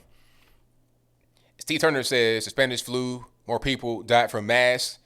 Bacteria pneumonia. The mask, it says F the mask. Learn from history. I didn't even know that. Very good point. Russell Cruzan says ABL 2024. Thank you for that. Thank you to All Metal Mike, who says, don't just learn your ABCs, learn your ABL. Great job, man. Thank you for that. Rustic Patriot says, I did some research and found out Frederick Douglass, Booker T. Washington, and even Martin Luther King were Republican. They realize the Democrats were the KKK and Jim Crow crowd. Keep up the good work, ABL. Sir, sir, sir. Thank you for that. All right. Oh, hold on. Somebody asked me, let me see. Dent Machine Co. says, hey, ABL, do you get down with Mega Hulk? He's a real positive, made and a literal huge Trump supporter. Yeah, I like him a lot. I like his stuff. I follow him on his social media. I like him. So shout out Mega Hulk. He's doing really good out there in California. And hopefully we can get California to turn red. It's possible. I don't want to give up on them. It is possible. Shout out to Best Speaks Truth 7 who says, at Starbucks drive-thru, I was told to wear a mask. I refuse. Will not return. Not wear my mask in my car. Yeah, that's crazy. I never seen that before. You got to wear a mask in your car? For what? What's the reason? Thank you to Tree who says, sweet, sweet female bears. Okay, now she was, because they got to come scratch your tree. All right, I see what's going on. Thank you to Eric Barnes Marsh who says, Kane also said the U.S. created slavery. Yeah, I remember that. It's like, Tim Kaine, come on, sir. I don't know what kind of meth you've been on. Maybe Hunter been kind of sharing the same pipe, but you need to kind of like put that down because it's damaging your brain. Thank you to Bearbait01 who says, how about that Trump caravan in Texas that drove along with the Biden-Harris tour bus on Trump's Instagram? That was epic. Yes, it was. It was fantastic. Yeah, it was a caravan. They were escorting the bus. And I mean, it was, to me, it was like showing unity. And then that one van came in there and tried to disrupt it. It's like, nah, don't do that. Just, take a chill pill. I think it's a self-respecting female who says everything the liberal media and Democrats intended to use for Trump's demise has had the opposite effect, in my opinion. See election night. I'll see you then. America be saying, exclamation point, says, ABL, I don't believe rumors will be widespread rioting if Trump wins re-election. But if so, I think it should have ex-military on standby. I think they will be on standby, in my humble opinion. Thank you to WMRY236F7 who says, no Biden is perverted in 2020. Trump Pence 2020 landslide all day long. And shout out to my man Jericho Green for that one, the Biden is perverted. Clown Sheep 22 says, hey, ABO, I think more rational people will support protests if there was a positive message. There's nothing positive about most people hearing them. MLK inspired positive change. This addiction to outrage. Exactly. The protests are fine if they're peaceful, but the problem is when they start looting. That's the only problem. They can protest. Who cares? The issue is looting. When I was in D.C. marching with Blexit, it was peaceful. There was no problems. We didn't loot. We didn't throw things on the ground. It was not a thing that we were interested in. We were out there to make a statement, and we did that. Thank you to John Stott who says, ABL, love your honest coverage. If Biden's so far ahead, why is he still campaigning? I can't tell. I don't really know it. Thank you to Shad Boy for the donation. Thank you to Juan Diaz who says, truth over facts. Joe Biden, yes. All right. Shout out to Valeria Saron who says, the silent majority is praying. We could tell right from wrong, sane from crazy. Vote for the tenure of the USA and the world. Cheers from Colombia. Shout out to Colombia. And thank you for your donation. Shout out to Buck versus Winshrew who says, ABL, could you please smack Joe Biden with the flip-flop for me, will you? Shout out to Barricade Garage for the flip-flop throwing at the TV. America is worth it, says Anthony, you're not PC. Spanish flu 1919 is now Latinx flu of 1918, baby. Hilarious. Thank you to Texas Sweet Tea who says, will Trump ever denounce the poor boys? Yeah, it's like, who are the poor boys? I remember that one when Biden said that. It's like, okay, we got new groups coming out. What's really going on? Thank you guys for being here. Most certainly appreciate you. If you like what you're hearing so far, give me a thumbs up. Share the video. Do all that good stuff. And let's get to the calls. The number to call is 434-658-1220. Again, 434-658-1220. Do not be afraid to call. Let me start Skype right quick and get everything rocking the way it's supposed to be. Let's turn my audio off so you don't hear the ringer. And let's get my settings up so everything's good to go.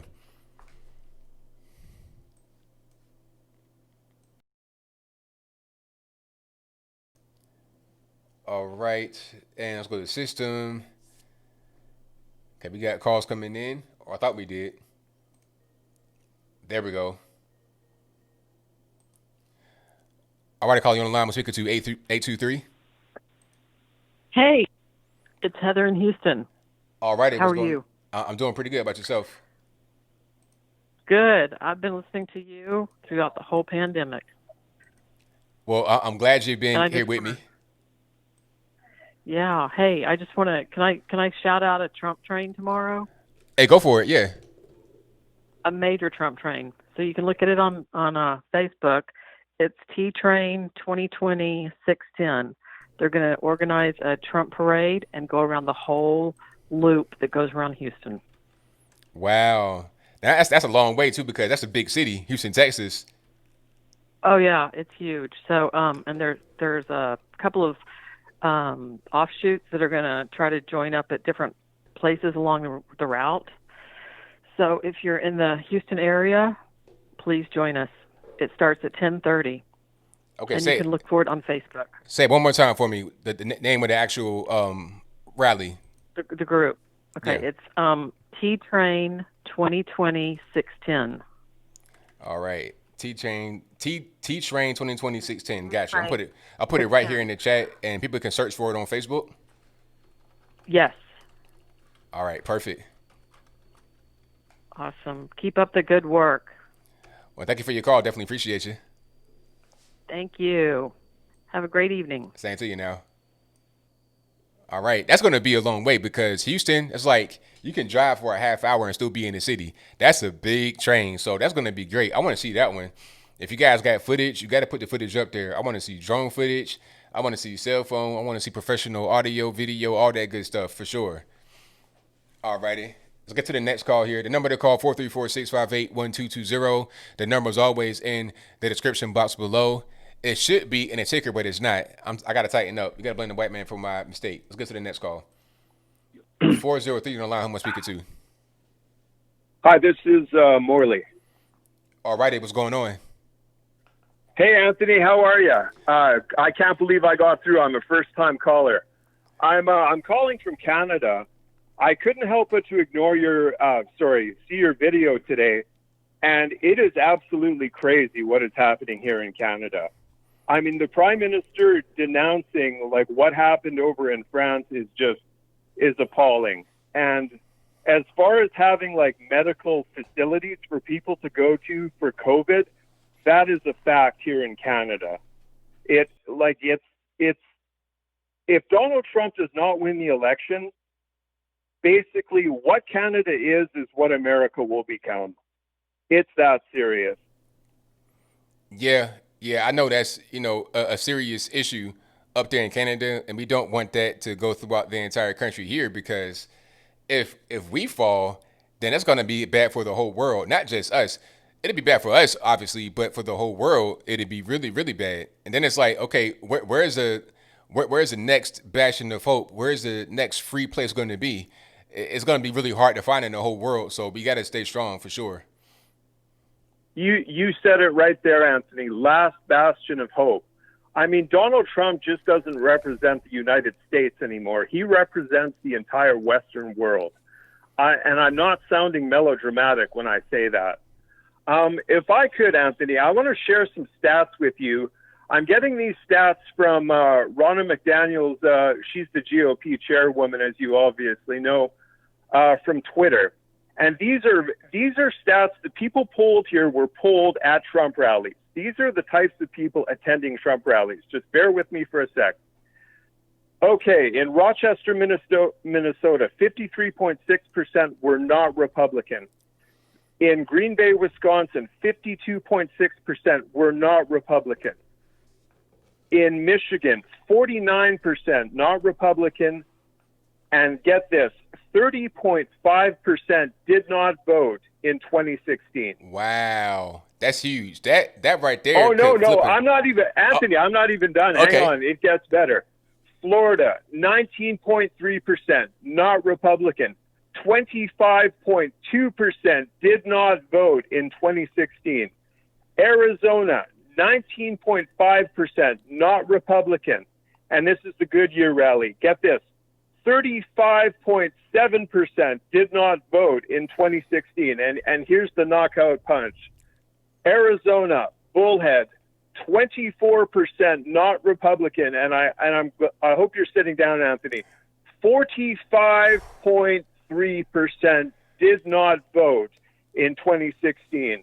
Mr. Logan, your thoughts? Wow, those are some eye-opening numbers. I had no idea. I mean, that right there is enough to flip those states, because you have absolutely it is. You have some pretty thin margins in some of the states that didn't go our way. And it's also enough to make those states solidly red. If they were already red before, they can be solidly red after that. So that's tremendous. I mean, these rallies and whatnot, they're extremely important. And I think that the left didn't want them to happen because they knew that they could attract people that didn't vote before.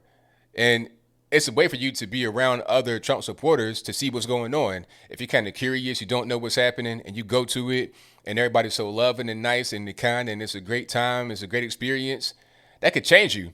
So that's really eye-opening numbers. Oh, I know. It totally is. I just thought I'd share that with you. Anthony, I have one quick question for you, and I'll let you get to some other calls here. I know there's lots of videos on YouTube talking about how to start a YouTube channel, but if someone wanted to start a political news channel, what advice would you give them? All right, so I may do a video on this to go a little bit more in detail, but just some of the basic things you got to know is what I do. I cover the news like a mainstream media source would do. So I talk about things. Oh, I've been subscribed to you for a year, Anthony. You don't have to tell me what you do. Right, but I mean that's just the way that I would tell anybody else to do it. Just look at what I'm doing. I'm talking about current events, things that are happening, things that people want to see. They want to hear perspective, because people watch me, they watch others as well to get different points of view. And I encourage everybody to do that, to not just watch one source. So people are doing that. And also, the main thing I say is you got to be consistent, because if you start doing something and you start to gain traction and you fall off for about a week, 2 weeks, and you're not putting out stuff, people kind of just move on and they get disinterested. So just keep being consistent. And also, when you are publishing videos, make sure you type in good titles, good descriptions, because those things matter. It's called search engine optimization. So when I go to YouTube and I'm searching for a particular thing, I want to be able to find your video. Or if you're watching ABL's video, yours may come up in the recommended section if you have a good title and description, because you'll be able to be matched. And you put ABL in the tag. Well, I mean, your video has got to be different so it can match in the algorithm and the way they got it. So that's kind of how it works. Anthony, thank you so much. I really appreciate the advice. I'm a first-time caller. I couldn't believe that I actually got through. Please pray for Canada. Like, it's getting crazy here. It really is. Will do, man. Thank you for your call. Definitely appreciate you. Thanks, Anthony. God bless. All righty. Great call to begin with. Let's get to some more calls here. All right, caller, who am I speaking to? 631? Hello? Hello, caller. Can you hear me? Yes. Let me lower my volume here on my yes, please. computer. Okay. Is this Anthony? Yes, it is. Hi, my name is Ann. I'm from New York. And I've never been so disgraced in my whole life. I've lived here my whole life with what's going on. They have the early, I just want to make a few points about the early voting. I think it's disgusting because I've tried 3 days in a row just to see what was going on, and there's like thousands of people standing outside in New York. And I said, and they have these people walking around saying, "Hi, I work for Biden, and here's an Oreo cookie if you want one." What is that? I think they're trying to find out if you're Republican or Democrat, I swear. So, and I'm going on the 3rd. I've always believed that. You should go on the 3rd. That's it. That's very shady with all the, with all the, the early voting, the ballots, the mail-ins. I mean, that should be only for people that cannot physically get there. the mail-in votings. What's with all that? Yeah, the mail-in voting, I'm not a fan. No, I did vote. I did vote early. Huh? When you speak, I think you're so intelligent when you speak. And I just don't trust them I'm waiting for the ball to fall, what they're up to. Are you? I mean, I think what's happening is that the mail-in thing, it's a door open for corruption. That's my. It's so corrupt. And even if it's not those that are going to be actually counting the ballots, it's going to be those that are in between. And they may count on that because I've seen some of the ballot boxes get burned. So what's to prevent that from happening? I mean, it's all stuff that got stolen out of the mail. The wrong return address on them. The wrong return address. What is that? I can't tell. That is corrupt. And California alone, what was it, 300,000 more people that had mail-in ballots than people that lived in California. What? I'm like, what? Right. What the heck is that? I'm like scared to death because they're saying on voting day they're coming after all the Trump supporters. So I hope there's not a line. I've never seen anything like this in my whole life, and I'm going to be 65. And every time I went to vote, before work or after work, nobody in there. You just walked in, showed your license, you signed your name, and you went in and voted. You know? Right. This is something I have never seen. There's got to be something coming up. I honestly feel like there's going to be like they're going to pull Biden out at the last second and put somebody else in. I just feel like they're not done yet. They're not done yet. Well, I think we're going to win. I think we're going to win anyway. What? So it's not even really. I'm not really too concerned about any kind of nefarious thing they're trying to plan. I think that we'll be able to get beyond that. Oh yes, and I agree with you with the mask because I was a surgical nurse for 43 years. So I said I always took that thing off when I left the room. I put it back on when I took it off, put on a new one. And the same thing with the gloves every time I had to go into surgery. But I never wore it all day long. I can't even imagine that. People wearing them in their cars and this whole pandemic, that's what I call it, a pandemic. Somebody put it out there, and why was Nancy Pelosi in China the first week of January? That's what I want to know. And then walking around Chinatown in California. See, it's safe. And then she's blaming Trump. Right. Yeah. Why would anybody blame any human being for, other than, the Chinese that actually admitted that they man-made it in a lab? Why would you blame any human being for a worldwide pandemic? Well, I call it a pandemic, but it's a pandemic. I don't know. I haven't gotten it, and I go around without a mask on all the time. Unless I have to go in the doctor's office, you have to wear it. Or if you have to go into the store, you have to wear it. That's Gotcha. about it. Right. But I do agree with you with that. Absolutely. It's not going to stop you from getting the virus. I really don't think so. Nah. And I don't know what that has it. It's not. It's just kind of a thing that is not necessarily. It's not necessary at this particular point. People are just doing it, I think, out of control. But thank you for your call. I definitely appreciate you. Yeah, I really can't. So I had somebody come up in my face. Get your damn mask on. Well, screaming and yelling at me. I was like, what? Right. Get away from me. Exactly. Thank you for your call. Thank you. Bye-bye. All righty. Shout out to everybody calling. The number to call is 434-658-1220. That's always in the description box below. There's also an email for Skype. You can be right here in the bottom left-hand corner. The email for that is in the description box below as well. Everything is right there below the video in the box.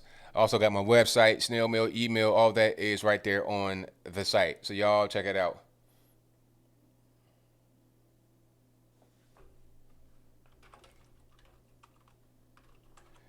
All righty. And if you're not like the video yet, go ahead and like the video. That'll help me out tremendously. Share the video as well. If you're listening on the audio streaming platform, give me a 5-star rating. That'd be great too. What is going on, everybody? What's going on, Brandon? Can you see me all right? It's not Brandon, sir. Oh, I said it again. Okay, so let me just since I'm saying Brandon over again, let me just get to the point. I came on here to talk to everybody, say hi to you. It's been a little while. Before I get to it, actually, how are you doing? Everything's good, man. What's happening? Yeah, so I keep saying Brandon because I put out a song today called Walk Away. I don't know if you've heard about it, but of course everybody's heard of the Walk Away movement started by Brandon Strock. That's why I keep saying Brandon by accident. And it's a song about that movement, which is basically encouraging people to walk away from the Democrat Party. There's other movements similar to it, but that's the one I wanted to promote this time around. So I made a song about it. It goes walk away, walk away, walk away, and then it has some other lyrics in it, and people really love it. I spent a lot of time on it. I think it's a great track, really, and so that's why I keep saying Brandon. And I wanted to hop on and just talk to everybody about the whole cultural movement that's been starting, and just get your take on it, I guess. Oh yeah, definitely. Well, first tell everybody who you are who doesn't know already. Oh yeah, sorry. We're so close. All the people, I assume everybody on the stream knows me, but my name is Chandler Crump. I'm a 16-year-old political commentator, public speaker, and now rapper. Yeah, man. I heard the song earlier, man. I was impressed. I was like, okay, you got some production value in there. I liked it a lot, man. It was good. Yeah, no, the beat was amazing. It fit. Like, I remember the first time I heard the beat, this was a couple months back, and I was just like, walk away, walk away. I can do something with this. And it was a great time putting it all together and putting it out there. Oh, definitely. Absolutely, man. Yeah, but I think the cultural shift is real. I'm seeing it everywhere. I'm seeing a lot of guys coming out, they're singing, they're rapping, it's becoming more cool. It's like being conservative is kind of a counterculture. Yes. Back when I was a kid, if you were a conservative or Republican, it was like pocket protector, pants up way too high, belt to your chest bone and stuff like that. So it wasn't really seen as cool. But now it's like being conservative is cool. It's a thing to do. Being traditional, not being a drug addict like Hunter Biden, that's cool. So I'm appreciative. Hunter. Oh yeah, Hunter. Yeah, that guy right there. He's like the ultimate anti-conservative figure. No. So he's like a blessing. He's so punk, it's not even cool anymore. It's just like, dude, what are you doing with your life? Right. He's like, get it together, man. Come on, tighten up, do better.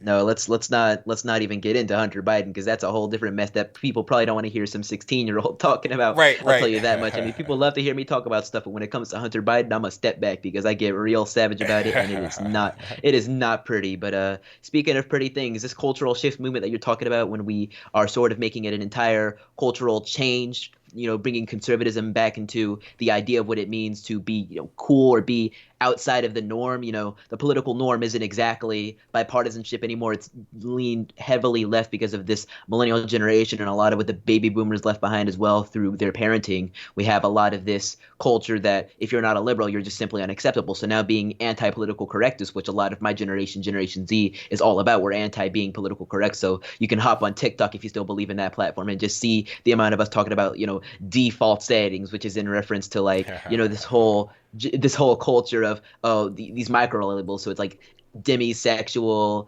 transsexual, all these different labels that really don't add up to much in terms of your life. And it's just like we're getting out of that. We are anti that, or not exactly anti that, but not promoting that within our culture. So it's all these ideas of this sort of countercultural shift, and that's exactly what we're pushing now with art forms like music, like I'm doing, like Ricky Rebel's doing, like Bryson Gray's doing, like all these different artists are doing, because we actually believe in this shift. We're actually getting involved in it, and there's plenty of things outside of music as well. There's art now, there's documentaries, there's movies, there's entertainment. We're getting into every single field of it because it's important that we get out there and we show that there is an other form of culture. It doesn't all have to revolve around WAPs and Cardi B's and Get Outs and all those all that liberal stuff that they try to force down your throat. No, it's something a lot deeper than that, and that's exactly what we're showing. We're showing that it actually exists and that it's out there. Oh, absolutely, man. 100% correct. Now, you said something about default settings. What is that? I missed that.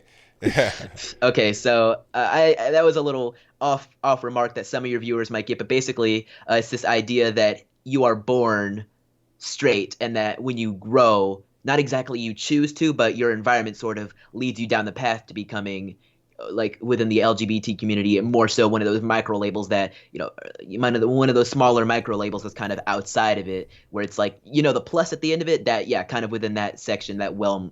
So it's like intersex or they, them, all those different things where it's kind of like outside of the general norm that we all believed in back in 2013. Because you remember, it was 2015. When it was 2015, it was just like LGBT. We wanted that. But now it's it's just LGBTQIA plus. It keeps expanding every single year, and it's not expanding every single year, but it's sort of becoming normal for there to be more and more identities represented. So to get back to the entire thing, default settings basically means straight, cisgender, if you ever really want to use that term. That just basically means you're not transgender. I don't know why that's become a thing. Just normal, I guess, is the best way to say it. Right. But yeah, I guess default settings is basically what it adds up to. And that's not a diss to any of the people that proudly represent themselves as LGB or even in some instances T, because that's your life. But default settings is just the way to say, oh, I'm straight, and oh, I am not transgender, and I'm not any of those other micro labels that they'd like to deem me under.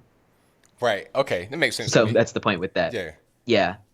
Giving you a little Gen Z translation here. Yeah. I love it, man. So yeah, tell everybody how to get in contact with you, man. People are saying, how do you subscribe to? What's going on with your channel? So you guys got to check me out. I'm on YouTube, of course. My YouTube channel is Chandler Crump. I'm also on Twitter at RealCCrump. I'm on Instagram at Chandler.Crump. And then once I hop off of here, I'm going to throw the link to download or buy Walk Away off of iTunes or Spotify. And it's getting on the other services as well soon. They're taking their sweet time because they don't like me very much. But it's going to be on everything. So if you'd like to buy the track or download it, save it to your library, it's just Walk Away by Chandler Crump. And I'll be throwing the link in the chat once I'm off of here. Oh, yeah. Send me that on Twitter because you can't post links in the chat. Oh, yeah. So send me that on Twitter. Oh, I can't? Post it. Oh, okay. Yeah, Yeah. I'll post it for you so everybody can see what's going on. Oh, perfect. I'll do that right after then. All right, man. So thank you for the call as always. Definitely appreciate you, boss. Glad to hop on. Thank you so much. Peace out, ABL. Peace. All right. Shout out to my man Chandler. Young man, 16 years old. And, got that brain power. When I was 16, like I told you guys before, all the time, I'm just trying to play basketball. I'm trying to chase little girls and stuff in the school. I had no idea really about politics. I just didn't know. He's been in it for a while, too. I met him when he was like 13 to 14. I met him. Smart young man. I met him and his brother and his father. Really good kids. So you guys, I'm going to put the link to his song in the chat box as soon as I get it from him. So thank y'all again for watching. We got some more calls on the line. Let's get to the next one. 402, you're on the line. Who am I speaking to? Hey, ABL. Yes, sir. Who am I speaking to? This is Devon. Damn, I can't believe I got through. You're on. Live, boss. What's happening?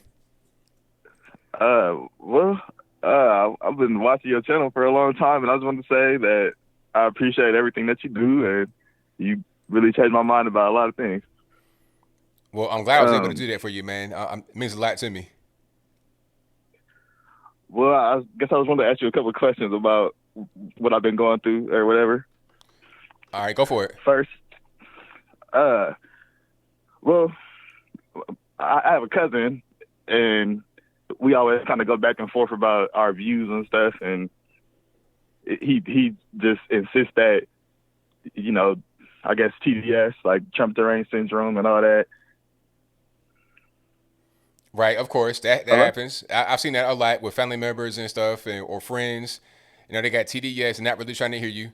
So, I mean, what do you want to continue to have the conversation? Do you want to try to get through to him, or do you just want to say, you know what, I don't want to deal with it? What do you want to do?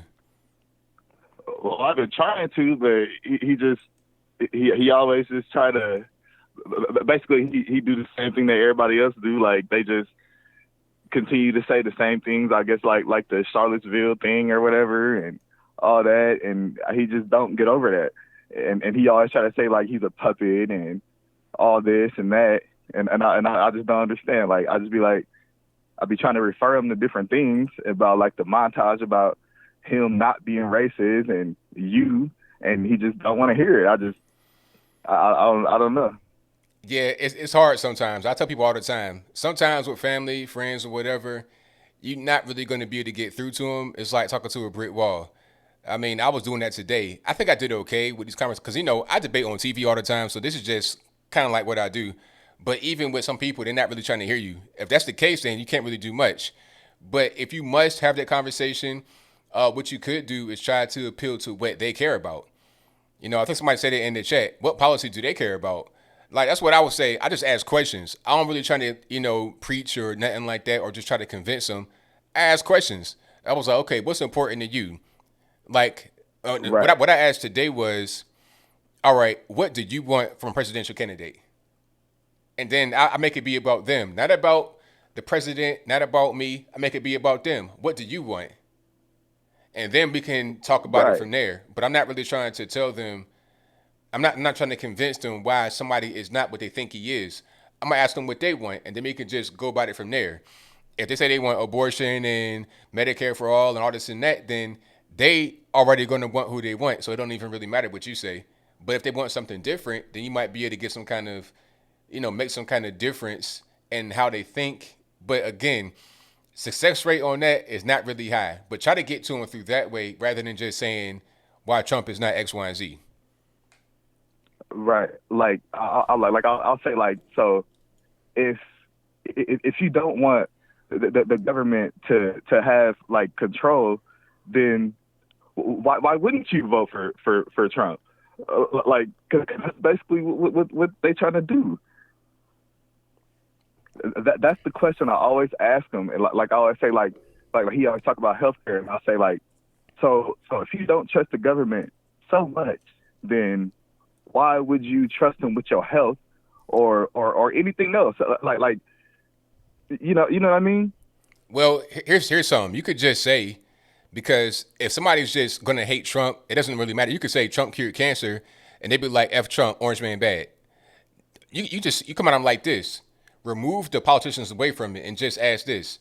All right, do you want a guy that is for this particular program or against a particular? Like, here's the thing. You could say, all right, how do you feel about healthcare? Do you think it should cost less or more? Approach it from that angle. And then how about taxes? That's a big one. Do you want more of your paycheck or less of your paycheck? Do you want a safer community or less safe communities? And then, with the whole, like, defund the police, people don't understand what that means. I want to talk about defund the police because they've already heard that and linked that to Trump. So they think that Trump is bad. So defunding the police must be good because they don't understand what that means.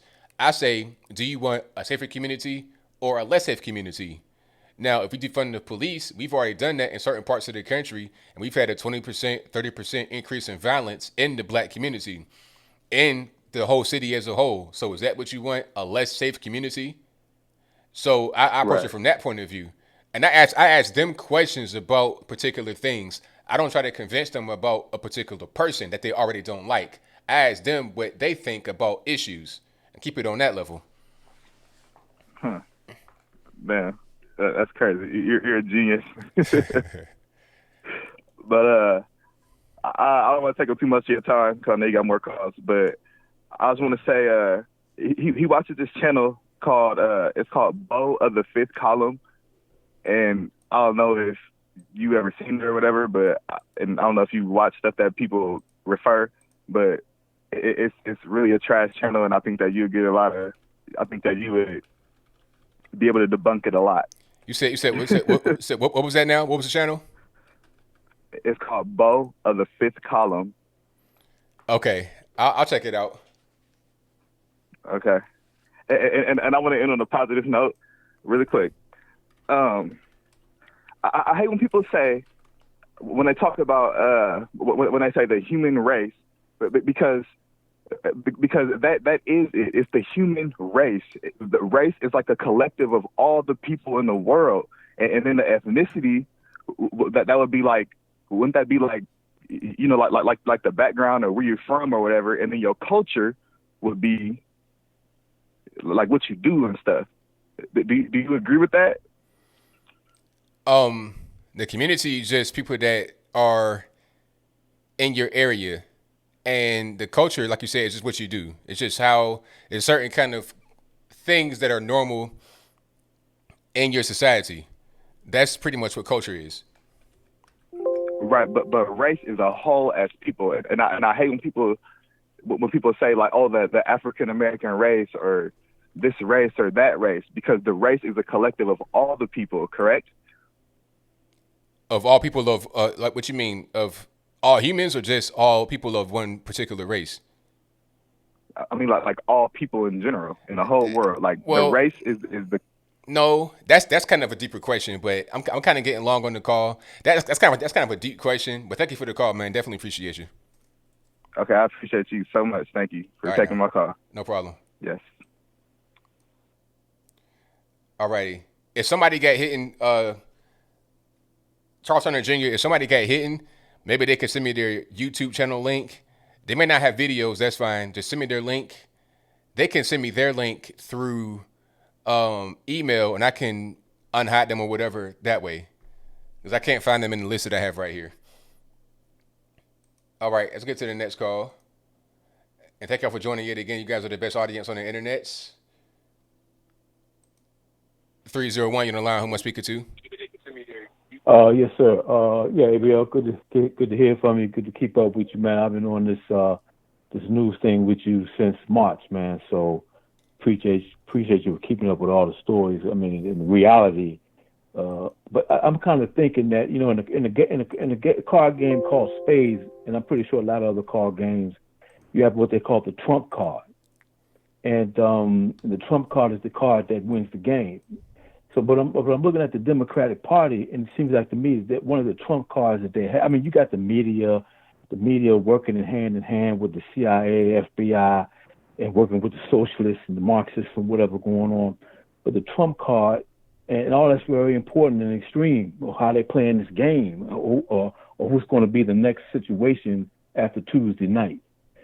So the trump card to me is the card of the mail-in ballots, and I appreciate you for talking about that earlier, because they can take this whole mail-in ballot thing in so many directions. They can actually hold up the election.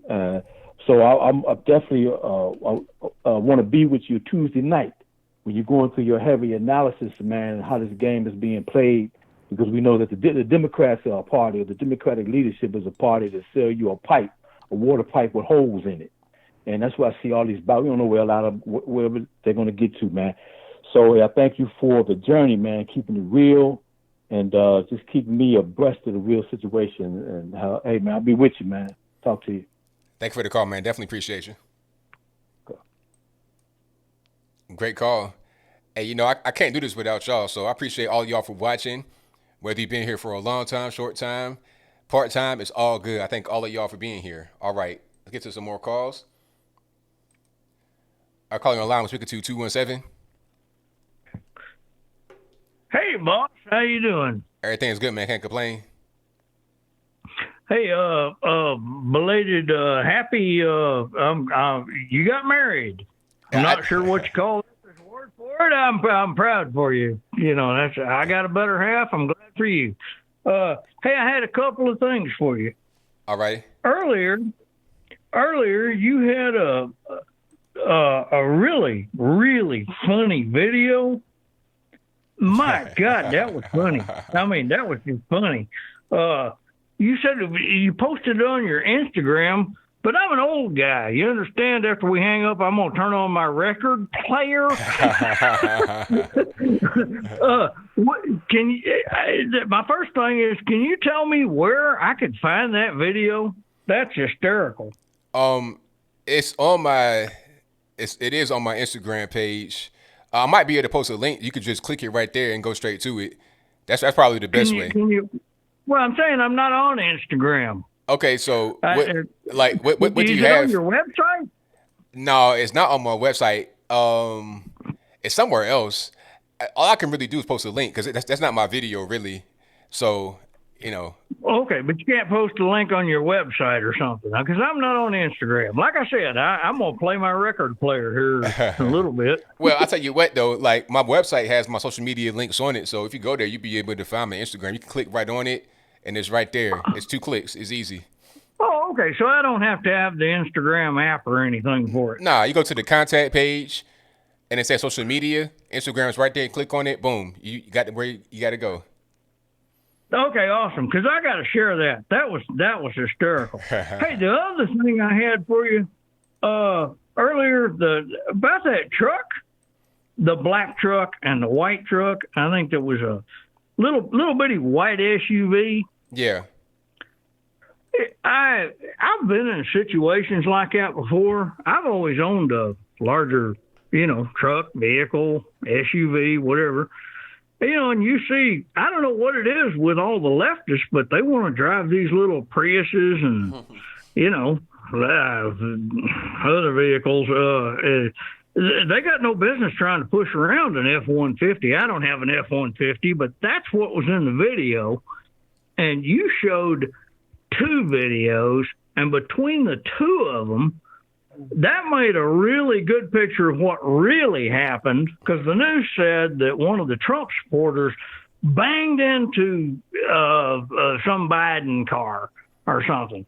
That little white car went over into the left lane. It moved out from behind the bus, and then that black truck moved up, and then after that, then that little white car. I mean, I'm sorry, but you're in a little crossover, and you're going to go try to just move into a lane and bump into a F-150. They looked to me like they tried it 1 or 2, 3 times, and finally the F-150 kind of corrected course within their lane. Let's put it this way: you come into my lane, don't say I hit you. That's what I got to say about that. What do you think? That's pretty much why I'm looking at it. I mean, and the white SUV was like right up on the bumper of the bus, and all in the wrong lane. They were in the wrong. The Trump caravan was not gonna attack the van. Everything was fine. So the white SUV was in the wrong. All the Trump trucks were perfectly fine. The one Trump truck just nudged the other car out the way, and it got to where it's supposed to go. It was simple. And then when the little white van was gone, the truck had a safe distance between it and the van. So it wasn't that the van was totally fine. The white SUV was in the wrong. Exactly. That's what it looked like the black van. The black Ford truck, I guess it's a Ford, looked like a Ford, when it moved over a little bit and bumped that vehicle. I'm sorry, but if you're in my lane, how did I hit you? That's my main point. Is it did look like he kind of went, hey, look, you want to play this game in my lane? Right. but that's the way it is. That car decided, well, I want to get back over here, and I'm just going to come over. And first of all, why do you come over in a little bitty thing? You're going to come up against my big truck? You want to play this game? But the news media, the reason I'm bringing this up, the news media, what I saw, and of course I just went through the feed. I didn't read the whole stories. I don't have time to read all this like you. You see this stuff every day, all the junk in there. But they're like, oh, the Trump supporter in a pickup truck crashed into one of his cars. Like, no, he was in his own lane. And if you're just correcting your course in your own lane, I don't understand how you hit somebody else. That's the big point. Right. It doesn't make sense. Not at all. All right, well, that's all I had, boss. It's good to talk to you, and I'm glad you're out there. And I'm on my way to Kentucky in the morning to vote for somebody. He's got big hair. I'm trying to remember his name. He's got real nice hair. I'm heading out to Kentucky so I can get home and vote for him tomorrow. And hey, once again, congratulations on getting married. Love everything you do. Thanks for taking my call, brother. Thank you for the call, man. Definitely appreciate you. All righty. Have a good one. All right. Great call. And shout out to him. Yeah, you got to vote for the Orange Man. Orange Man good. How about that? All right. We got a few more calls on the line, of course. Well, it's already 10 o'clock. The time is flying. I've been here 2 hours already. How is that possible? That's crazy. I feel like I just sat down. All right. Let's get to the next one. Let's go. 860, you're on the line. Who am I speaking to? Hey, ABL, it's Sonia. What's up? Everything's good. Can't complain. About yourself? All right. I was thinking about Ann from New York City. Shout out to her because she said that over there you can vote early and you can vote online. And it's funny because I was thinking about the people standing on the long lines because I know people in my real life who are doing that. But the thing that I can't get my head around is that they are standing in the cold to vote for Biden. Wow. Blows my mind every time. But that video that you shared about that horror house, I think it was the gravesite for all the victims of police brutality. Yeah, the BLM moly. graveyard, yeah. That was something else. All I thought about, well, same thing you thought. These idiot parents, poor kids, they kept saying that they were killed just because of their skin color. Mm-hmm. And Breonna Taylor, who I think got the biggest, tombstone there, she is the least example of someone being killed over either police brutality or racially motivated, because it was a raid. And we can talk all day long about whether or not there should be no-knock warrants and, who fired first and why and all that, but it has nothing to do with the color of her skin. Exactly. People don't really, and when people see stuff like that, if they already think that this was some kind of racially motivated attack, they just kind of ingrain that further. They don't get educated at all that way. It's a way for them to just feel some kind of, some kind of release, some kind of emotional thing, and nobody gets educated at all. And those kids, they get the worst of it at the end of it. Yeah, because these are probably the same parents that are going to let them choose their gender. They're going to let them have puberty blockers and who knows what else. It's the same kind of, thinking. And the other thing I was thinking about was the Islam and Canada and all that. I think I had posted some time ago, on my personal page about how they were introducing, or they wanted to introduce Islam into schools. I guess some kind of like little course about it. And I thought, I made a comment and I said, well, I thought they wanted to keep religion out of schools. And then, man, I can't tell you how many people jumped down my throat because they were basically, falling over themselves and coming into the defense of the Islamic people and how they need to have their faith represented or whatever. And I thought it was so funny how they go out of their way to defend a faith that they don't even know what's involved, right? But they want Christianity gone. And I think to myself, are they aware of the limitations and the restrictions and all the things that women can't do in that religion, to the point of, that I remember one time I read a story in school about women who, I think it was like they have these ferries that go from Indonesia to somewhere else. And the majority of the people that didn't survive were women because they're not allowed to swim or learn how. Right, exactly. So the same people who criticize, anyone who has a question about, Islam being introduced in our schools or anything like that, like you said, you don't want it to become the dominant culture here. They're the same ones that dress up as a Handmaid's Tale when ACB gets confirmed, as if we're a country that won't let you, wear a bikini when you go surfing. Right. Which is the example you brought up. Yeah. So I don't know why they, It's kind of weird. It's like, okay, they want to do all this defending of Islam and trying to bring it in, but it's like they don't understand that Islam They have no idea. They have no idea what is going to actually happen when it comes. Like, they're looking at it from the point of view of trying to virtue signal and be non-racist. But the first time a rock hits their head because they don't have on the niqab all the way around, then they're going to think a little bit different. It's like, oh, maybe we made a mistake. You don't say. Yeah, and they're very passionate about it, which is what I don't understand, because when you think about all those things that they're putting now under protected status, transgender, this, that, you name it, well, why can't Christianity be in that protected status? Why can't we beat them at their own game? Why can't they be afraid to say anything about that if, you happen to be a Christian or whatever? Makes sense to me.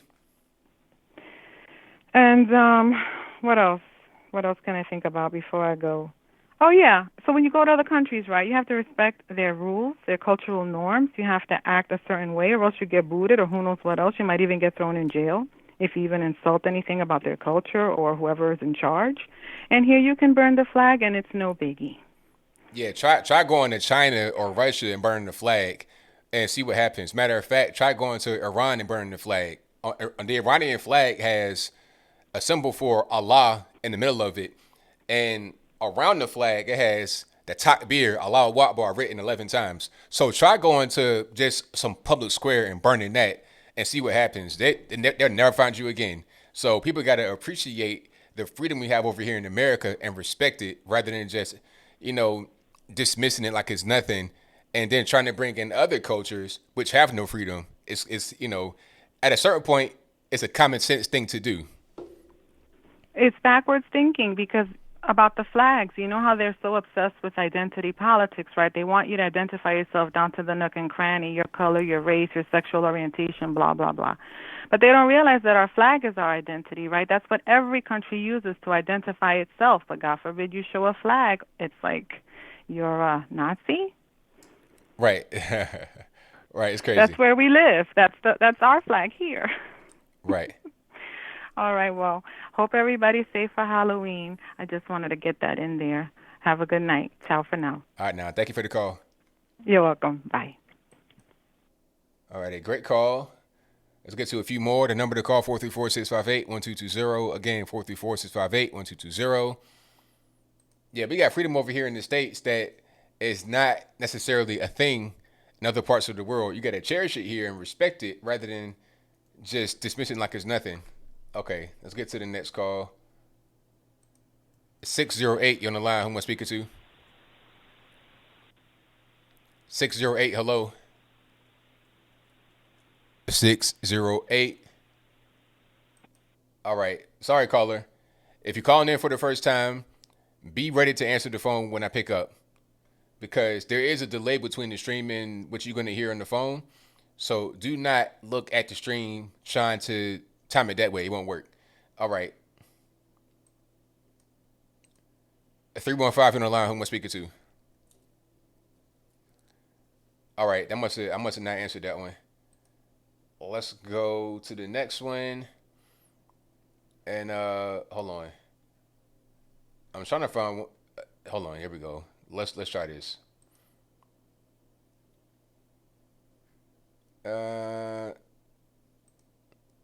All right. Skype caller, can you hear me? Yeah. All right, man. What's going on? I'm surprised I got on. This is awesome. Well, so let's get straight to it. Yeah. I took through this whole political process. I think a big important thing, there were some zingers there in this last presidential debate. The energy thing, the energy deal. I find that interesting because I can remember, I don't know if you can remember, but Obama running on alternative energy. Do you remember this? I don't remember that, but if he did, I wouldn't be surprised. Yeah, he ran for on alternative. That was part of his thing at some point, alternative energy, and that was the fracking. He got behind fracking real big. All kinds of money went into it. It's funny, and we got stuck. We got stuck with some bad things happened, but we grew through it. We learned from it, and it became a science. We got it clean. We got it down pat. They took some shortcuts or whatever, but now we've become a self-sustaining place of energy, clean energy. We've gotten out of these bad foreign policies. We've got a politician in there that is so compromised, from every angle, because let's not play stupid. If you don't know what's really going on, you shouldn't be voting. That's the honesty. This should almost be a test. Am I losing you here? No, I'm with you. I hear what you're saying. Okay. Well, that's, these are simple things that I can't believe that people are missing. It's like but I do believe it. I do understand it. I do understand with everything that you get faced with if you don't focus on the simple things in life. We're so blessed over here in America, and have the simple things. But the simple things, like me, somebody who works from paycheck to paycheck, working hard and being a good American, the simple things, they can be forgotten real quick. I don't know, but I kind of lost my point there. I lost some steam of where I was going.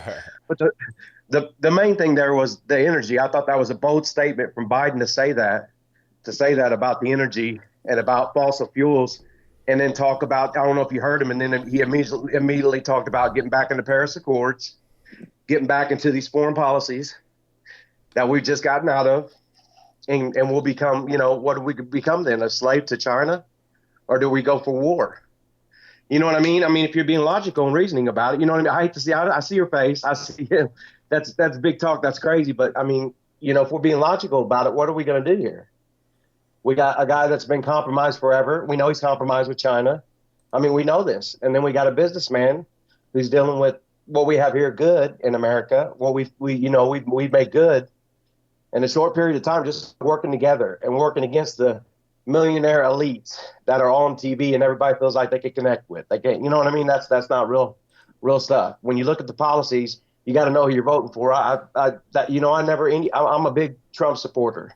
And if anybody asks me who they should vote for, I'll tell them, well, look up there's two candidates, look them up.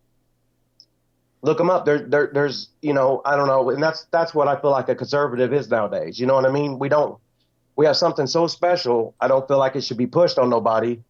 But at the same time, this is the most important election in the history of the United States of America. Oh, definitely. I'm with you. Without a doubt. And so I'm nervous anyways, and I'm glad I got in before the election night. I'm nervous. I'm hoping Trump wins, because if he don't, I mean, we all know if you pay attention, we know what's going on. We got a businessman that isn't a politician. He said it in the last, there were several zingers in the last debate. You caught him, and we got a businessman trying to do better against the whole establishment. And, I'm talking too much, ain't I? I can see myself talking over you. Oh, it's all good, man. I'm pretty much what you're saying. I understand what you're saying, and I think the main thing. Hold on, caller. Hold on. I think the main thing here is that all we gotta do is just do our part. We know we gotta vote. We gotta go out there. We're telling others to vote. So I think that would really be enough for us to get across the finish line. But we can't act like we got it in the bag. We can't say, oh no, everything is done. We gotta go out there and vote. If you've not voted already, just do so on November the 3rd, man. But I got a lot of calls online, so I'm going to get to a few more. Thank you for the call. Definitely appreciate you. All right, man. All right. Take care. Big Ted. All right, later. All righty. Let's get to a few more. And thank my man for the call. I appreciate him. Let's go. All right. 315 on the line. Who am I speaking to? Hello. Yes. How are you? I'm doing pretty good. How about yourself? I'm all right, thanks. Is this Anthony's call screener? Oh, this is me talking right now live. You're talking to ABL right now. Oh, my God. Hi, Anthony. How are you? I'm doing pretty good. Well, I've never tried to call to talk to anybody before, so this is really cool. One of the things that I'm not hearing a whole lot about is the damage that's being done to all the black kids. The damage being the terrible example that these little kids are being set, with the lying, with the stealing and the rioting. I mean, nobody's talking about that. And then the brainwashing, that people are out there saying white folks are just trying to kill them, that they're trying to hunt them down. And, all these little black kids are feeling like maybe everyone in the white world hates them, wants to hurt them, and that's certainly not true. And then on top of everything else, a lot of places in the country, the kids aren't going to school because, of the COVID, and they're falling behind in their schoolwork. And to me, it just all adds up to a disaster for these elementary, junior high school kids, out there. I really feel for that, and nobody's talking about that. And another thing that I think I've noticed, I don't know, maybe I'm wrong, but historically, black churches and black clergy have been leaders in their community. And I'm not seeing a whole lot of black clergy and black leaders standing up and saying, okay, enough with the diluting, enough with the rioting, enough with the burning. Let's stop doing this, people, because we're only hurting ourselves. Why aren't people saying that? And thanks for everything you do. I didn't even know that there were conservative black people until I found YouTube during the lockdown, the quarantine. So this is very exciting for me to hear all these new voices. So thank you. Oh, thank you for watching. I appreciate you guys for doing what you do, because I couldn't do it without you. All right, take care. So what do you think? I'm sorry. Go ahead. So what do you think about the effects on our elementary and junior high age kids right now, especially our black kids? Yeah, it's terrible. Like, the main thing that I see is a lot of kids. It's a deep issue, really. Both of my grandparents on my dad's side were school teachers, and they told me a lot about school, how important it is for kids and their development. Just beyond education, just to develop as a person, is very important. And a lot of these kids are not in school, and they're in just crazy households. I've seen some things that I wish I didn't see, and it's the virus thing is being politicized, and it's hurting people as a result. I saw one little girl, she had committed suicide because she wasn't able to do her after school activities anymore. A little black kid. It's terrible. And I think that's just a really damaging effect, not being able to go to school because of the virus. And then also, we're being taught a lot of lies on social media. And also, when we do go to school sometimes, you get taught a lot of crazy things there. And what it does is it just kind of sets a lot of these black kids up for failure when they get to be an adult. Because once they get to be an adult, the people that were coddling them when they were children won't be there to coddle them anymore. Or maybe they will, but they won't have a productive life. So it's just a bad thing overall. I'm just imagining, here's this family, right? In comes the oldest brother in the house, maybe the oldest sister, whatever, she's in her 20s or late teens. And then they come with the TV they looted or, boxes of sneakers that they looted. I mean, what message are they sending to, especially the little kids, about their behavior? A terrible message, because when they're seeing that, and then also when they kind of like justify it, especially on television, people around them are saying it's okay. All it does to the black kid is say, oh, okay, I can do this. It's no problem. I can just go steal, take whatever I want. I won't get in trouble. If they try to get me locked up, I'm going to just say Black Lives Matter and it's fine. It's a terrible example to set, for sure. Yeah. Well, thanks for taking my call, Anthony. I thank you for the call. Definitely appreciate you. Good night. All right, great call. And you get calls like that. A lot of people, they just think that we don't exist. And that's a big part of the reason why I'm here, because we do exist. It's a lot of us. And a lot of other black folks don't think there's conservative black folks. I had black folks in my family say that ain't nobody black that's conservative. You're the only one I know. That's normal. So I want that, like I said from the beginning, years ago, I want that to be less of a stigma, less of a novelty to have somebody that's black and conservative. I want that to be just normal. I want being conservative to be for everybody, and for everybody to feel like they can do it without being afraid to tell anybody. And I want it just to be normal. That's all. Now, if I had my way, if I could be a king and rule by fiat and just make everybody obey my commands, I would say everybody be conservative, but that's not realistic. If I can get 50-50 conservative, liberal in the black community, that'd be mission accomplished. If we can get that much more diversity of thought openly without being afraid, then I'm with it. We probably have more conservative voters out there, but they're afraid to come out and say how they feel, and or they're afraid to even vote that way because they don't want anybody to ever find out that they voted that way. They do it for professional reasons and stuff like that. All right, let me get to the next call. 210, you're in the line. Who am I speaking to? Hey, ABL. What's happening, boss? Oh, not much. Thanks for taking my call. A couple quick questions for you. I guess, first of all, when it comes to going back to President Obama, where would you rank him in regards to like presidents as far as the job he did with race relations in America? Oh man. Now, okay, like let's put it in context. Are we talking about all presidents of all time, or can we get like a time period since like 1980? Can we do something like that? Well, let's say maybe the last start with Clinton. That's kind of like our age range there. So those are presidents that maybe we could talk to better because we've seen it. Okay, let's go with Obama. He'll be the last. He'd be dead last, even beyond Clinton. Clinton did the '94 crime bill, but even with the '94 crime bill, had a lot of black folks locked up for a long time for selling drugs. You didn't have innocent.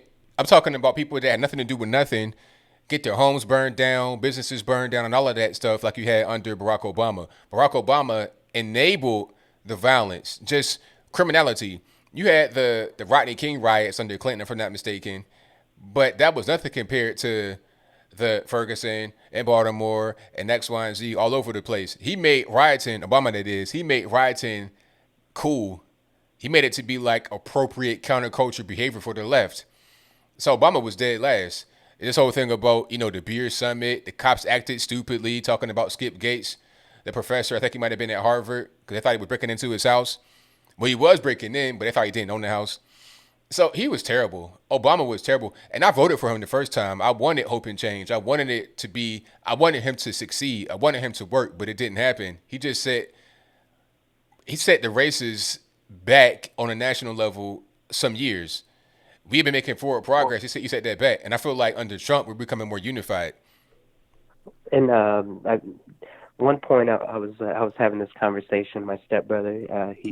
He's white and I'm Latino, so we were talking about it, and I said it's unfortunate. I didn't vote for Obama, but I said I was like, what really stinks about the whole situation is that he did set a culture back because my son. He's a sophomore in high school right now, and I tell him, hey, you could be anything you want to be, and you want to show him, hey, it's not just white presidents. Like when I was in high school, that's the norm. Not that there was anything wrong with that, but hey, there was a change. It does show how far we've come as a country, but then, in my opinion, Obama's not even a great example. It's like, it's like you put somebody there that just really divided the country. And even going into with my stepbrother, the conversation, he says, he's like, there's sundown counties out there, and there is real racism. And I said, yeah, I believe that there's racism, but just to say that my children, if I never told them love everybody, if we weren't Christians, if I never told them that, didn't give them those values, automatically they're racist, that they wouldn't like blacks or whites or Asians or whatever the case have you. And he says, yeah, there's still these sundown counties. I said, okay, well, you're white. Why don't you go there? Then when you find these counties, why don't you call the FBI or somebody, you know what I mean? Like, turn them in. You can infiltrate them. You're a white guy. What's the problem? It's like, no, they won't do anything. I said, and then on top of that, he goes back, his dad is from Mississippi, my stepdad. He says, he talks about how he's like, look at my dad, he's my stepdad's 60 years old. He goes, look how racist he is. And I said, you're crazy. But hold on, I got to jump in right quick. My thing about racism, who really cares if somebody is a racist? Because the issue is this: people act like racism is like the end all be all, and it dominates your life. That's just not the reality. There are so many ways that a racist person can get outed. And just like a prime example, if a racist person owns a business and they openly like that, or it gets found out, even if they get accused of being racism with no actual evidence of them being racist, they're canceled, their businesses is destroyed. It doesn't pay or help you at all to be a racist. Actually, being racist or even being accused of being racist is worse than like being a sex offender. So it's like, it's not even a thing really that actually happens to anybody on a level worth mentioning, in my humble opinion. I guess the point I was trying to drive home is like these lefties, he's a SJW. I said, my mom had 5 kids when my stepdad married her. And again, we are Mexican, we're Latino. So how is this man a racist taking a woman that got 5 kids? And I don't know. That's hard for a woman with 5 kids to be single and find a man, period, right? And then here comes this man, this alleged racist, you know what I mean? Said, I'm going to marry this woman, take care of her 5 kids. We were all in school. I'm the oldest. We were all in school. So he raised us many years, better than our father. And, I just don't know where that narrative came where, like, everything is racist. And then when I tell him, the area I live in, we live, like, in the hill country in Texas, predominantly white, but I said, I've been pulled over here, and my kids have been in the car, and I said, officer pulls me over. I said, how you doing, officer? I know I'm speeding. He knows I'm speeding. I said, here's my license, my registration. Thank you. Sometimes I get a ticket, sometimes I don't. Right, I got you. So And he says, well, you're not a typical Mexican. I said, what does that even mean? What does that mean? Because what do you want me to have, like tattoos and have my head shaved, or what narrative are you trying to put out there that's racist, what you're saying? And right. He got really upset because, and I'll end with this. I don't want to take up too much of the time, but I said that the people that sit out here like himself, that are like SJWs, I said, I feel that there's an underlying racism that you have, and you feel that way. And that's why you're like out there yelling it, so loud that these people are oppressed, because and maybe not today, but right. at some point in your life, you felt that way towards Latinos or black Americans, Asian Americans, whoever. It's a lot of projection. That's typical. It's typical for that side. It's a projection they got going on. They talk about others being racist, but then they are the exact same thing that they say the others are and try to rage against. So that's kind of how that goes, man. But thank you for your call, man. Thank you for your call. Definitely appreciate you. Yeah, thanks a lot. Thank you. Bye-bye. All right, good call. Yeah, I get that a lot. The same ones that screech, oh, racist, racist, racist, are actually the racists themselves. That's just kind of how it goes. That's so typical. All right, let's get to the next one here. Alrighty. 470, you're in the line. Who am I speaking to? Hey, what's up, Anthony? Everything's good, man. Can't complain. How about yourself?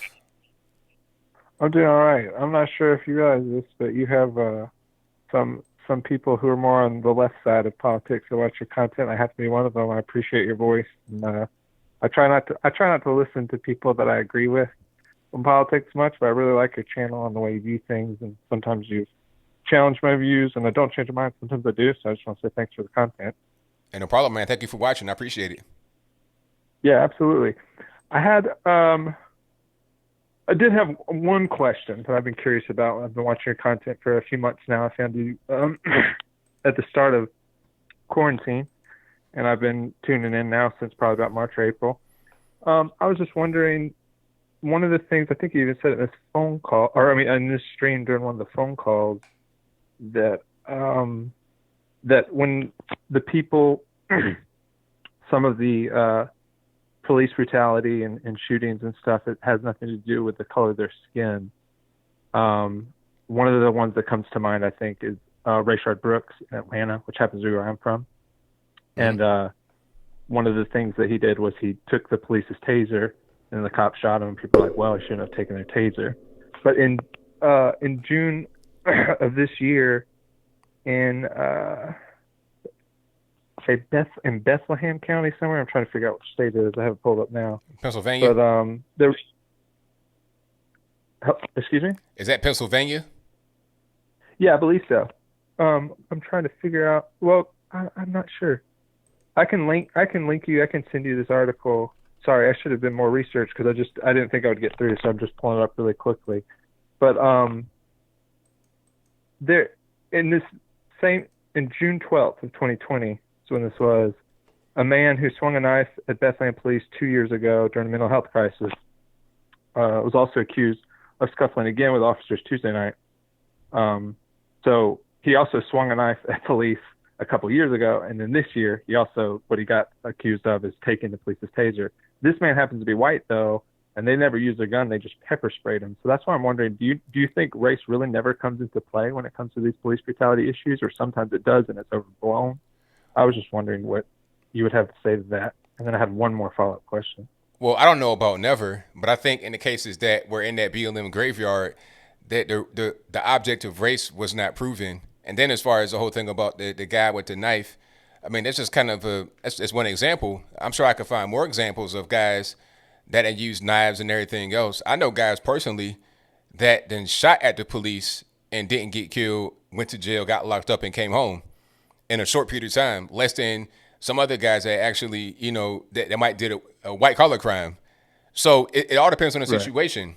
Right. Really, if the person has a knife and they're kind of stationary and they're swinging it and it's sprayed with pepper spray, that's different than a person that's charging at you with the knife and you already got your gun out telling them to drop it and they come within 10 feet of your face and you can't do nothing but shoot them.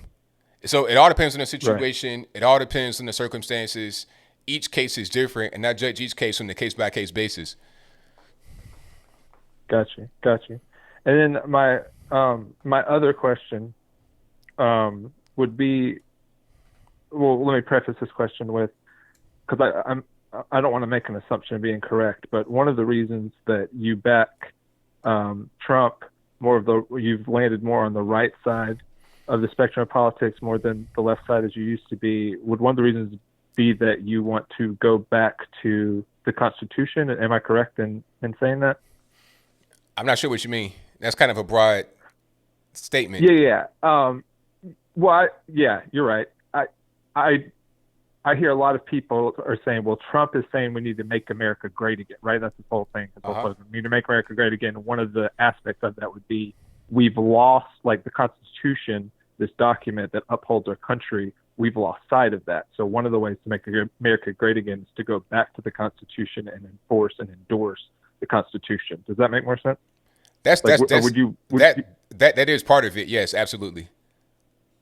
But that same document had the 3/5 compromise in it. So, like, what is it exactly that we want to go back to? Because there are parts of it that seem antiquated and racist, right? Well, is that still there?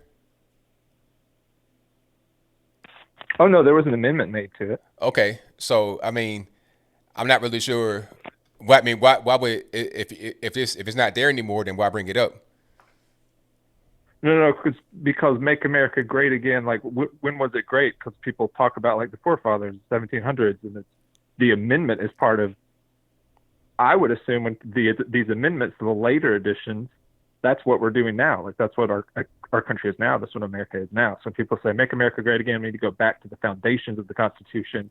I'm always confused and puzzled because I'm like, well, the foundations of the Constitution are that black people would be considered 3/5 of a white person. So okay, well, there's a couple of things there. First of all, the 3/5 compromise was not to say that a black person was 3/5 of a person.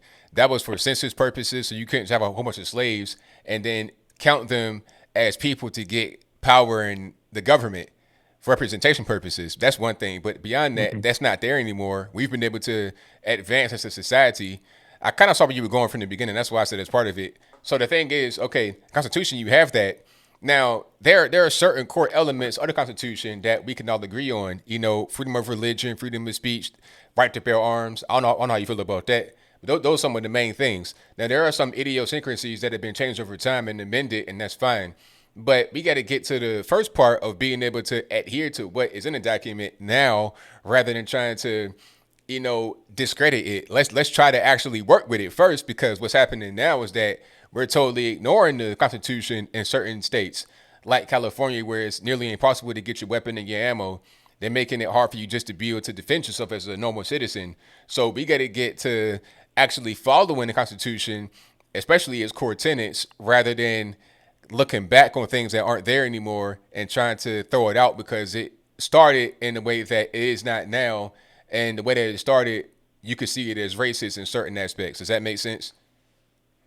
Yeah, it does. I appreciate the perspective, and thanks for answering my questions. I'll let you get back to your other calls. I do want to say real quick before I go that, like I said, I watch a lot of like right-wing media on YouTube, some of the other channels that I won't name, and when I comment on those other channels, sometimes those groups and fan bases can be very disrespectful just because I happen to disagree. But anytime I've commented on your videos, people seem to be really respectful, including you. I think people that are following someone that kind of reflects the leadership. So thanks for the way you engage and the way that you listen and talk to people even when you disagree with them. I really appreciate your perspective and your channel. Oh, thank you for the call, man. Definitely appreciate you. Yep. Hey, great call. I love it. You kind of a left-leaning guy, and you call with respect, you get respect back. You get what you give. So I really appreciate that call. But yeah, I think the main thing, we have to adhere to the Constitution.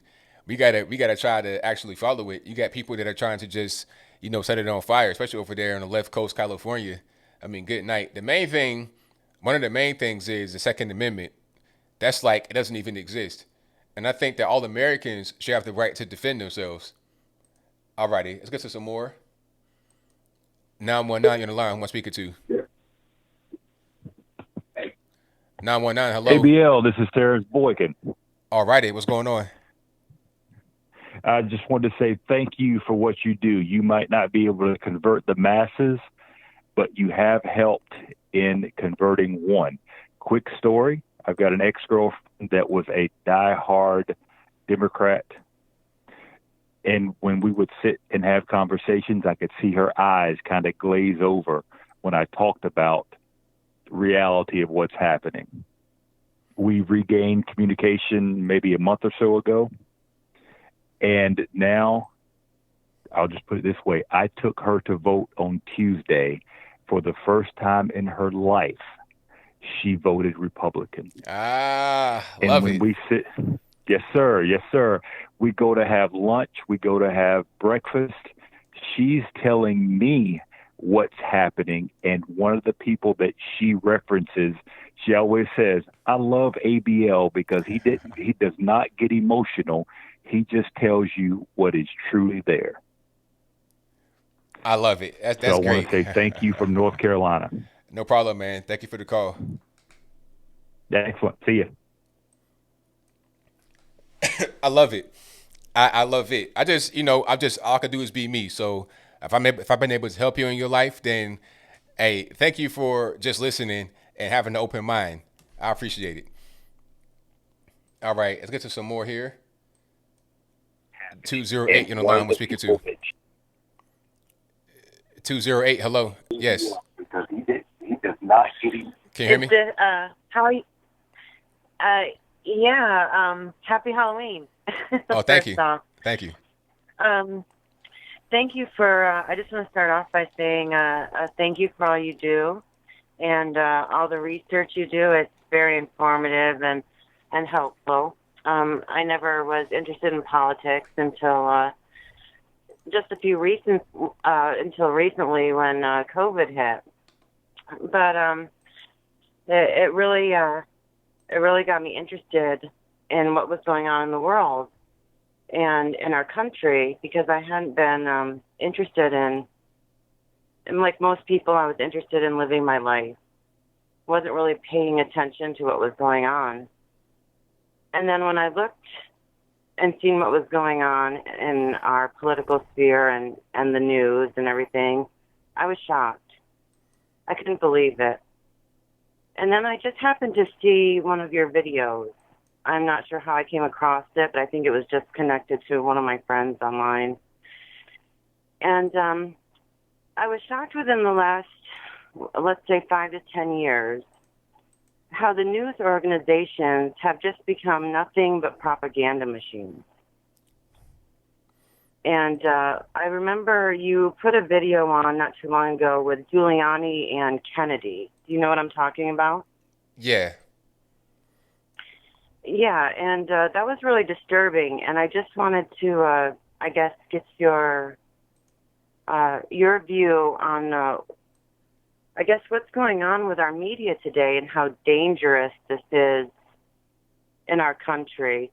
Because in other countries, before you answer that, I just want to say that I've, been doing some research in other countries where communism, for example, has taken over, where big government has come in and basically just taken the rights of all the citizens away. And that seems to be kind of what's happening here. And people don't seem to see the danger, where it's not so much the Democrats or Republicans, it's not so much anything like that, but something actually bigger with the media. Yeah, I think that there's definitely something big going on with the media. A lot of these media corporations are owned by the same corporation, and they have a particular narrative they need to push out. It's things that are beyond the anchor, beyond even maybe, like, let's say, for example, a CNN. It might even be beyond the guy that runs CNN, something that's way above his head.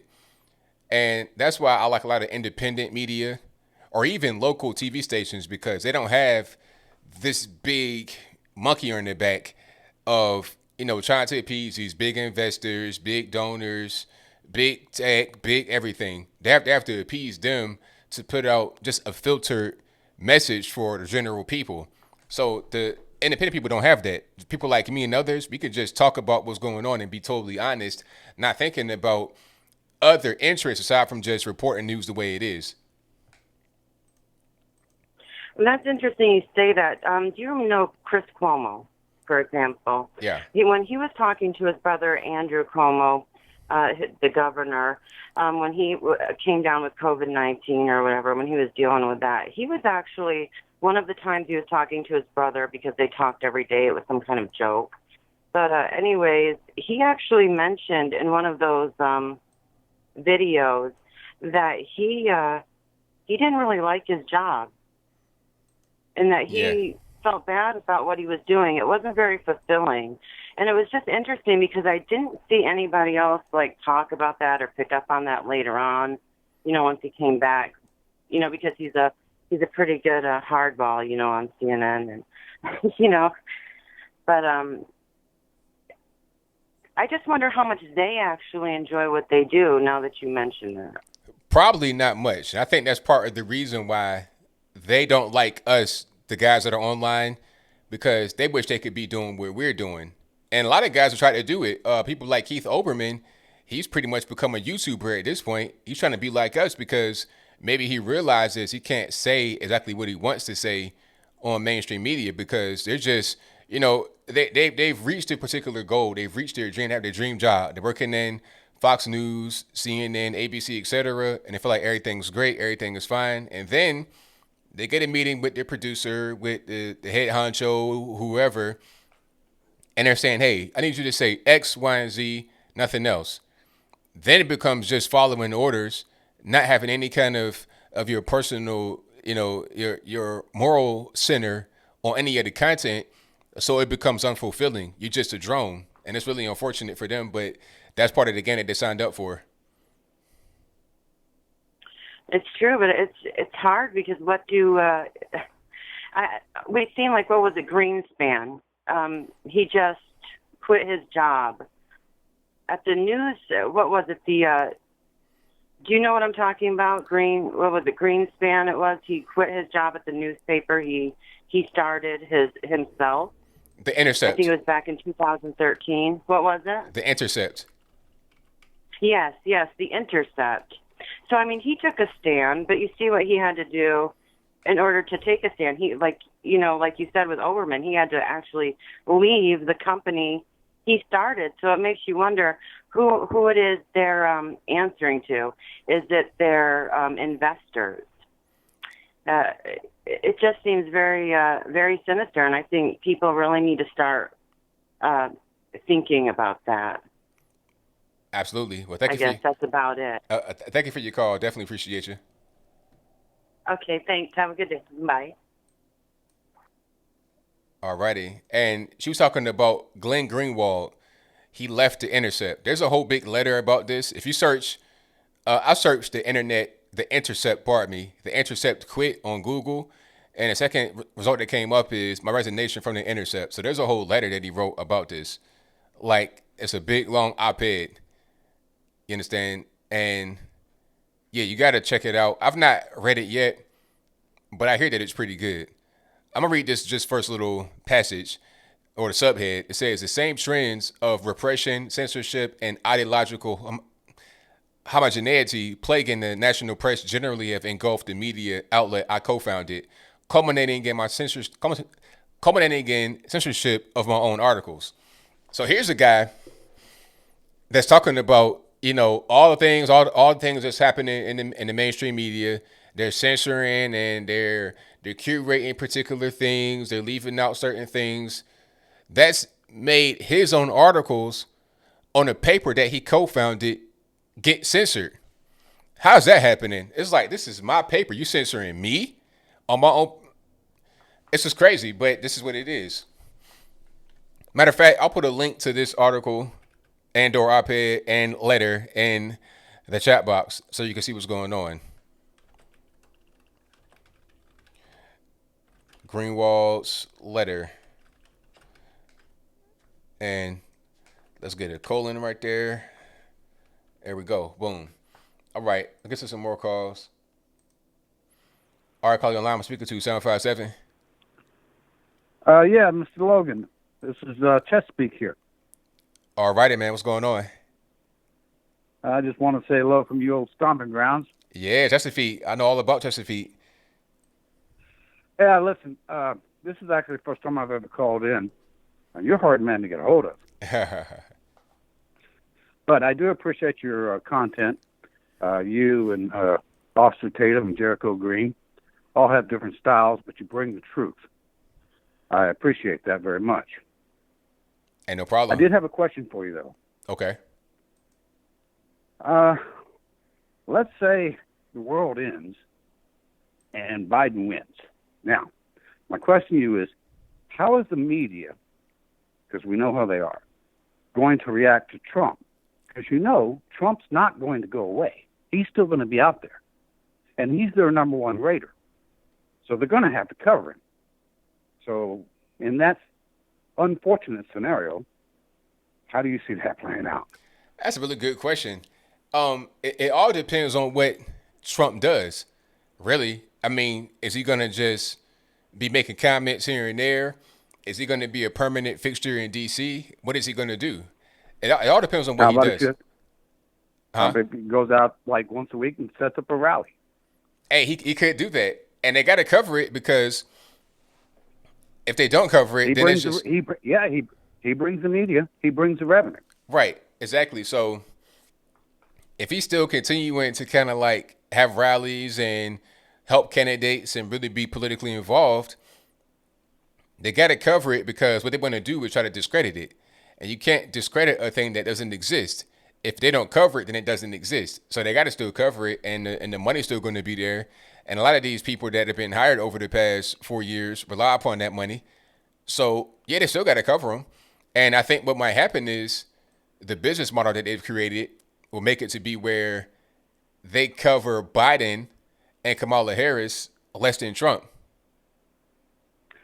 Well, I don't want to take up too much of your time. I appreciate you taking my call. I sincerely pray to God that scenario does not happen. However, it's sort of entertaining to think about it. Yeah, it is. It's very interesting for sure. All right, so you have a good night. All right, thank you for the call. Definitely appreciate you. All right, Chesapeake caller. Yeah, I know all about Chesapeake, the whole 7 cities. Absolutely. All righty, let's get to some more calls here. All right. Matter of fact, we got one more. All right, 757, you on the line? We'll speak it to. Hey, ABL. Hey, chat room. This is Lively. How are you? Everything's good. What's going on? There's a few things I want to touch on, but mainly I want to say, like targeting those people who are so fixed on the Democratic Party. Like, my question to them would be, okay, if you see your leaders who are Democrats, if you see that they don't show any respect to the President of the United States, why would they show the citizens respect? So, like, I'm hoping more and more people, like, wake up to that side, of the, to that party. They are so fixed on putting every single person in one box, especially the Black community. And I don't know why our ethnic group is so targeted when it comes to voting and when it comes to all of these political matters. Why are they pandering for our votes so bad? And like, accountability is one of the main things that stifles our community. It's like nobody wants to hold themselves accountable. And I feel like Black culture, what has like fed that monster is not the media, but the movies. So, like Menace to Society and Boys in the Hood, movies like that. They get praised and they're like, oh, that's a Black classic. And then everybody thinks, okay, like, oh, these movies, they're relating with us. And they feel like, okay, since they see their actual reality maybe on the TV screen, that means they can continue to do the same thing over and over. Right. So it's like, and then like with a lot of our men, it's like, it's so fun for them to make babies, but they don't want to hold themselves accountable when the baby actually comes. I'm a single parent, and I made my mistakes, but I had to leave the father of my 3 boys because he was not holding himself accountable. And I stayed there with him and worked out, tried to work with him, but it just wasn't happening. So when you're dealing with people who don't see their own wrong and they don't see that, okay, even though I made a mistake or whatever, I need to move forward and I need to make changes. So that's all I wanted to say about that. Yeah, I mean, right on point, and I think the main thing is people got to accept what they've done and realize it, because if you don't accept it and realize it, you keep going back and doing the same thing over and over again, and we can't have that. That's why you got these problems that exist. It's generational over and over again. We got to break that chain. Exactly. So, yeah, I'm so glad to hear from Chandler Crump. Yeah. I'm glad to hear somebody at such a young age speaking in that way, because, that just gives you hope, and you're like, okay. So there are people out there that age who's thinking for themselves, and they're not putting themselves under the stereotype of, oh, because, I got brown skin, I mean, I need to sag my pants, I need to talk, real ghetto, and I need to be disrespectful. No, he's very articulate, and he's very wise, and he's thinking for himself. And I know that he's going to touch and inspire other, kids his age to just be themselves. You don't have to be put in a box like what the Democratic Party is doing. But Trump, I respect that man. He's a businessman, and he gets straight to the point. He's not taking any, baloney or anything. And it's like, he's confident, you can tell. And it's like the Democratic Party, they're calling things that are good evil, and they're calling the evil things good. So they're covering up all of their scandals, but they think, Trump and that whole party is, the devil, in the flesh. And it's just wrong. Exactly. Right on point. All right. Thank you for your time. I just wanted to say that. And good day to y'all, or good night. All right. Thank you for the call. Definitely appreciate you. Thank you. All right. Great caller. Great caller from Virginia again. My old stomping grounds. All right. We got a few more calls we can get to. And thank y'all for being here yet again. Go ahead and hit the like button on the video if you've not done so yet. So give me a thumbs up. Make that little gray like button blue. Give me a thumbs up. If you're not subscribed yet, go ahead and subscribe to the channel right now and click that bell while you're at it so you get notified whenever I go live and or post a new video. Also, you can find this particular show you're listening to right now on your favorite audio streaming platform. You can find me on Apple iTunes, Google Play, Spotify, Anchor, Stitcher, etc. A link for that will be in the description box. It'll take you to Anchor, but from Anchor, you'll be able to go pretty much everywhere. You can also search for me in your favorite audio streaming podcast app. ABL Live is the name. Search there. You'll find me right there. Subscribe. Give me with a 5-star rating, all that good stuff. Let's get to some more calls here, and then I'll wrap it on up. Alrighty. Let me see. All right, I had one I wanted to get to right quick.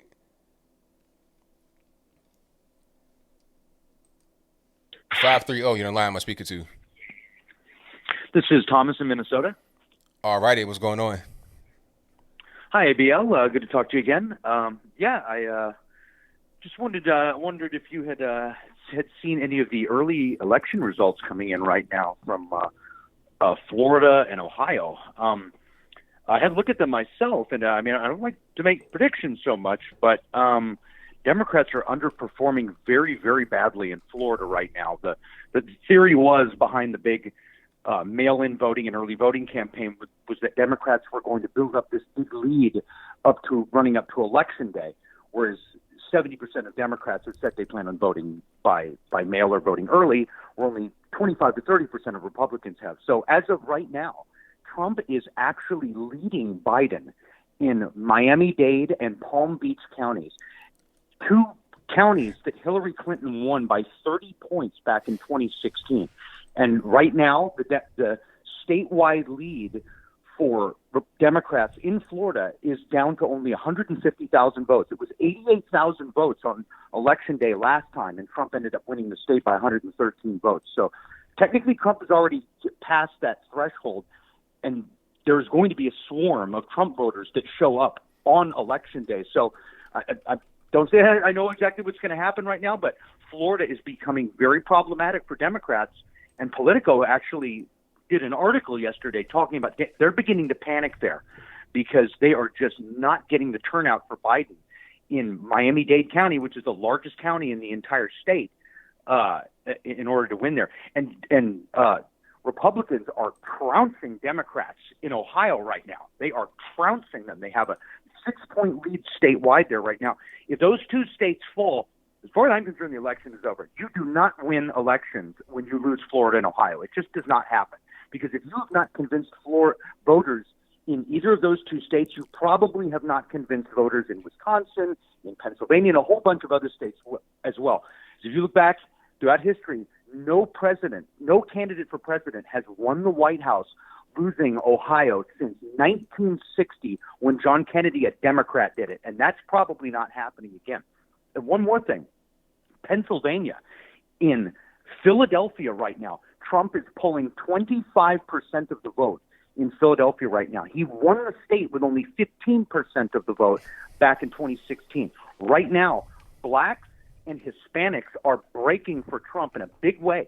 Florida Hispanics are making what's happening there going on, and blacks are breaking for Trump in Philadelphia right now. So I'm becoming cautiously optimistic on how this is playing out right now. But keep in mind, Trump has a 95% approval rating within the Republican Party. No incumbent president in the history of this country has ever lost a reelection bid when they had at least 71% of in-party support.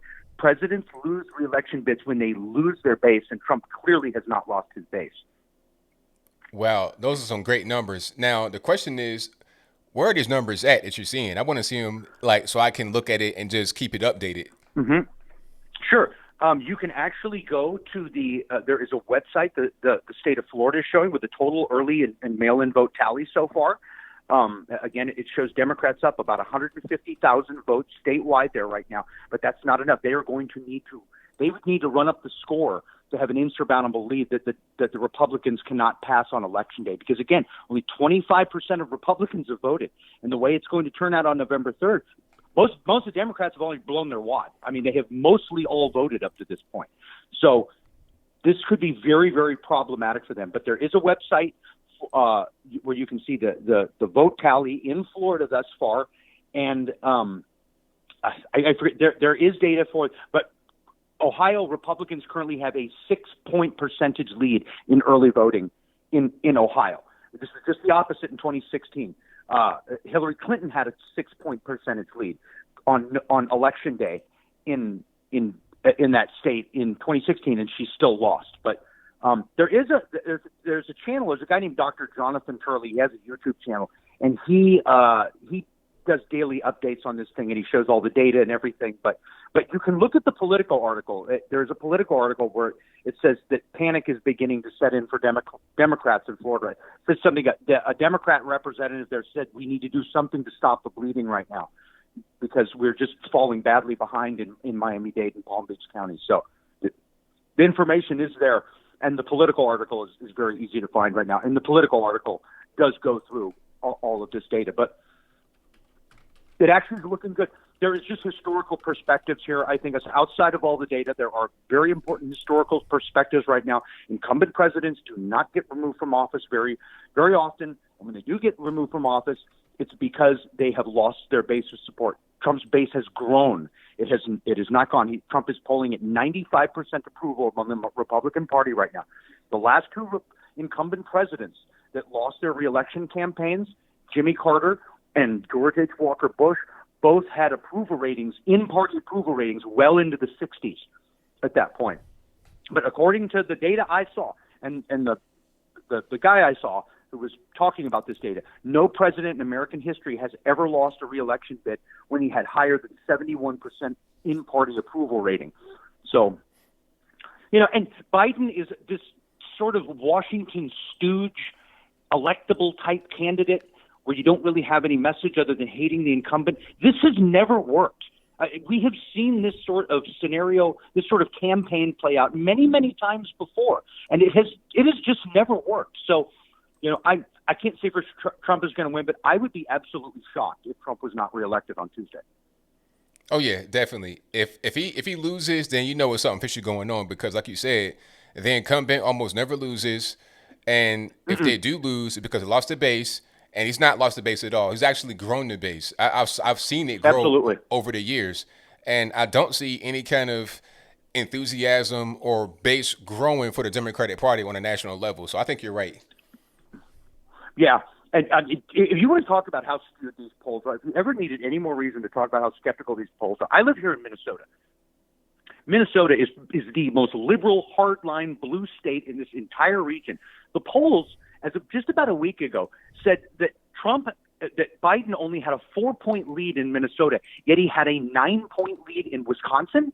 Wisconsin is a much more conservative state than Minnesota is. Are you trying to tell me that Biden has a smaller lead in Minnesota, the borderline communist state here, than he does in Wisconsin? No way. No way. And then 2 days later, a poll comes out showing up Trump up by 2. These polls are all over the place. And how could you possibly get an accurate poll reading now anyway? How do you know how many people voted? Are they polling people that already voted? I mean, how can you possibly get an accurate reading out of the voting scenario that we have right now? I don't care what these polls say right now. The only two polls you need to watch is Florida and Ohio, because you lose Florida and Ohio, the election's over. The election's over. Trump wins Florida, Ohio, and Pennsylvania. It's over. It's over. Right. The election's over. Nobody's going to go on to win the presidency losing those states. No way. No way. And right now, even the polls say they are dead tied in both Florida and Ohio. GOP is stomping Democrats right now in early voting in Ohio. And Trump looks like he could, if these numbers hold in Miami-Dade, because that's where the Democrats get the bulk of their votes in that state. That's how Florida works. They run up the score in these urban centers, and then because the rest of the state is going to be a sea of red. That's the way it always is. So if it's even somewhat competitive in these big areas like Miami-Dade and Palm County, it's over, man. I mean, they have no shot. They have no shot. So I'm getting excited, but we'll see what happens on Tuesday. Absolutely, man. Thank you for your call. Definitely appreciate it. Thanks for the call, ABL. Wow, great call. Excellent call. Great way to wrap the show up. Thank y'all for being here. No more calls for right now. If you couldn't get on, it's not my fault. You got to blame the white man. I will be streaming again on election night. Again, I will be streaming again on election night, Tuesday, November the 3rd, this Tuesday. And if you've not voted yet and you can't vote, you're not underage or a felon that can't vote, or not a non-citizen, go ahead and vote if you've not voted already. November the 3rd, Tuesday, November the 3rd, I will be here live in the evening, probably like right around 6 or 7 p.m. And I'll be covering all the results and the polls and all that good stuff right here live on the channel. And I'll be up all night. However long it takes to the point where we get to 270. And I think we will reach 270 on Tuesday, November the 3rd. If not, it'll be early Wednesday, November the 4th. That's just my humble opinion. So we'll see what's going on with that. But either way it goes, I will be here streaming live on the channel. Maybe I'll take some phone calls, might do an interview. Who knows what I'll do. But I'll definitely be here covering the election night, Tuesday, November the 3rd. All right. So don't go nowhere. I got super chats to read right quick, and then I wrap it on up, put the bow on the top, and now be the end of the show. All righty.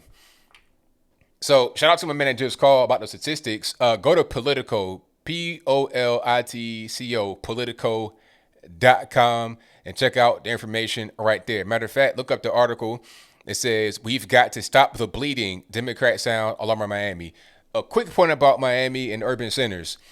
I was in Miami last year, and I spoke to some Dominicans, some Cubans, and they're really on the Trump train hard. Not all of them, but a lot of them are. You know, the thing about communism is really scary to the Cubans because they know what time it is with communism. If you're a Cuban in Miami, you don't like communism. Fact. And Dominicans and Haitians and whatnot in Miami, and the Puerto Ricans too, a lot of them are pro-Trump. Matter of fact, I saw this song. I'm going to play it right quick. Just a quick song. Hopefully they don't strike me. They shouldn't. I will vote for Donald Trump. Oh my God, I will vote. I will vote. And she has a Miami shirt, I Heart Miami, and these are Cubans. No fear no more. Vote for Trump. Let's go. Vote for Trump. If you wanna keep America great, vote for Trump. Let's do it. I vote for Trump. Oh my God. So where's enthusiasm like that from the Cubans in Miami for Joe Biden? You tell me. Okay. What if they go, up 10, 20 percentage points and, non-whites in Miami-Dade? It's over. And what if that same thing is replicated all over the country? I think that it will happen. That's on my Instagram page as well. Instagram.com/Anthony B. Logan. If you're not following me on Instagram, you're not getting the hottest memes right when they come off the oven. So follow me over there. Instagram.com/ANTHONY, the letter B, LOGAN.com. All right. And so super chats on deck. I'm going to read those. I got a lot of enthusiasm for the upcoming election. I think we're going to get those urban centers, the black vote, the Hispanic vote. It's going to be crazy. Just you watch. And somebody was asking me, they was like, what's the black vote percentage going to be? I mean, think about it like this. Let's put it in context. Trump won in 2016 with less base than he has right now, and with a stronger candidate in Hillary Clinton. Hillary Clinton was shaking and baking all throughout the campaign, right? But even with all of that, she was better than anybody that ran for president in 2020, this cycle. And certainly better than Joe Biden. She still lost, right? Now you have the incumbent Trump, stronger base, and you're going to have the minorities go up. If it was only 8% and he won, what if it jumps to 20%? That's low when you think about it just on the outside, but it's extremely, first of all, that's double. That's more than double. That's nearly triple. And that's enough right there to put him over the top. If you can keep that same level for an extended period of time, the Democrats are finished nationally. That's why they want to get in a lot of the illegal aliens and or non-citizens and have them vote, because the objective is to have them vote for the Democratic Party. That's the whole method behind that madness. The amnesty and stuff like that, they want them to vote Democrat so they can replace us. That's what's happening. So when people say, oh, Trump's racist, really? So who's trying to replace you because you're no longer an effective voter? Huh? But I digress. I'm kind of going down the rabbit hole. Y'all just stop me right now. All right. Thank y'all again for being here. Man, super chats on that. I'm going to read those right quick and I'll wrap it on up, put a bow on the top. All right. Let me see. Shout out to self-respecting female who says everything the liberal media and Democrats intended to use for Trump's demise has had the opposite effect, in my opinion. See the election night. I read that one already, but thank you for that. Let me see. Okay, let me get back to where I was. Okay, Hiker 867 says MAGA Drag the Interstate is doing a MAGA drag all over the U.S. Check Facebook and the website for info. So that's MAGA Drag the Interstate. I'm gonna check them out. Yeah, I want to see that drag races on the interstate. I like that. Thank you to Nippon who says Trump will win by more than 400 electoral college votes. Who's with me? Hashtag 4 more years. That's a lofty goal right there, boss, but it's possible. Man, you got to win California. I mean, it's going to be. What I really want to see is the election data results after we win, and I want to see how you improved in places like California and Washington State, Oregon, the left coast, of course. I want to see where you improved in urban centers, the different races. I want to see all of that. Okay, I'm gonna roll around. I'm gonna print all the demographic results and roll around like I'm a pig in hay and some doo doo and everything else. That's what I want to do. I'm gonna have fun with the results. Let's keep on going here. Thank you to smokingbeaver.com, hashtag smokingbeaver, who says Trump doesn't allow the rest of the world to bend us over anymore. That's the reason world leaders may not like him. Trump 2020. Exactly. You're gonna want a malleable person. I was watching Glad TV, and you guys know, if you know, you know. I was watching Glad TV, right? and there was this Detroit mobster in there talking about what was that, like JFK or somebody that the mob put into office. He was like, well, the mob guys liked him because he was malleable. We could tell him to do X, Y, and Z, he'd do it. So if a guy's in there that's not malleable, that's not easily manipulated and told what to do, then they're not going to like him. Why? Because they can't get their way. So of course you're going to have, I mean, if you're talking about foreign leaders endorsing the president, which doesn't make any sense, they're going to endorse the person that is the most cowardly and the most weak, so they can control them from the outside. You know, so they can use lobbyists and money to get whatever they want out of them, so they can purchase them. All right, thank you to Bob Reaper 69 who says, hey ABL, I've been a bit depressed lately on Trump's chance on re-election. If Biden does win this election, what should we conservatives do? I do want Trump to win, but man, it's gonna suck if he doesn't. Well, I understand your viewpoint, but I think hopefully this show has, you know, giving you some more courage, giving you a little bit more enthusiasm behind the chances of Trump winning. You know, if Trump losing would just be really kind of impossible. But if by some stroke of luck, for the Democrats that is, he was to lose, all we gotta do is just keep pushing forward and don't give up. Pedal to the metal, keep on going, doing what we're doing. Because we've been able to gain a lot of people on this side. We gotta gain more and more and more and fight against the Democrats on a political level, locally and nationally whenever possible. That's all we can do. All right. Thank you to Rick Ashley. Oh, and also when Trump wins, don't just stop right there. Keep on going hard and voting all the time. Keep on. Run a score up. You know, if it's basketball and you're winning 100-0, how about winning 200-0, win 1,000-0? Keep winning. Keep grinding. Keep going. Don't just stop when you are ahead. Keep on running the score up. No sportsmanship, no nothing. No shaking hands, no nothing. Keep on going. But I keep on going with the super chats. Thank you to Rick Ashley who says, I got polled, felt shamed, and lied. I said I was undecided, but I'm 100% Trump. Poster sounded liberal. Questions were biased.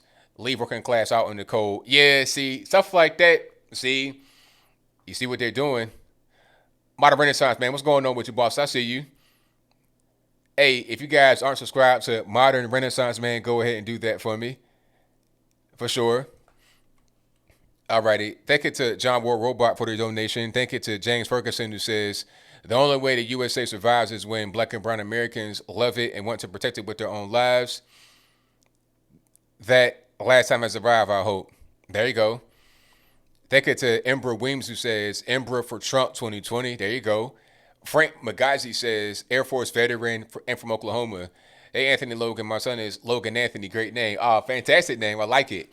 You're doing a great job, MAGA 2020. And thank you for that. I appreciate you, man. Thank you to Vike Zupa for your donation. Thank you to Morley Striker who says, hey, ABL, it's Morley, your first caller tonight. Since I'm Canadian and can't vote for Trump, maybe I can put a mail-in ballot on eBay. Thank you for that. I appreciate you. Thank you to Stigma Shooter 556 who says, new chant, what's his name? DJ Trump. What's his name? DJ Trump. Thank you to Damani for becoming an ABL supporter. Thank you to Wormery263 F7 who says, nice spending Halloween 2020 with ABL and fans. It seemed like all of 2020 was Halloween with everyone wearing masks and all the crazy stuff going on. Exactly. And then they got the crazy, ridiculous mask. I saw a lady with a birthday hat as a mask. You know, the pointy hat, like the dunce hat, but a smaller size dunce hat with colors on it. She had that over her mouth as a mask. I saw a guy with a tennis shoe as a mask right when the virus first popped. It's like, sir, you have on a whole basketball shoe on your face. That's not going to stop anything. And he had his laces tied behind his head to keep it on. That was crazy, but I digress. Thank you to Leo Mazzino who says, happy Halloween to you as well. Thank you to Lord Grape who says, police de-escalated a situation involving a man with a knife who was black in Portland. It's all about situation. Exactly. It's all about circumstances. You might be standing stationary with a knife and then they can de-escalate and calm everything down. It's no need to shoot you. But if they can't de-escalate and it's not working and you charging at them with the knife and you're this close, then bang, bang, unfortunately. Thank you to Good Bad for your donation. Thank you to Butt versus Windshield who says, I can see the new TNN Trump News Network. Hey, come out with it.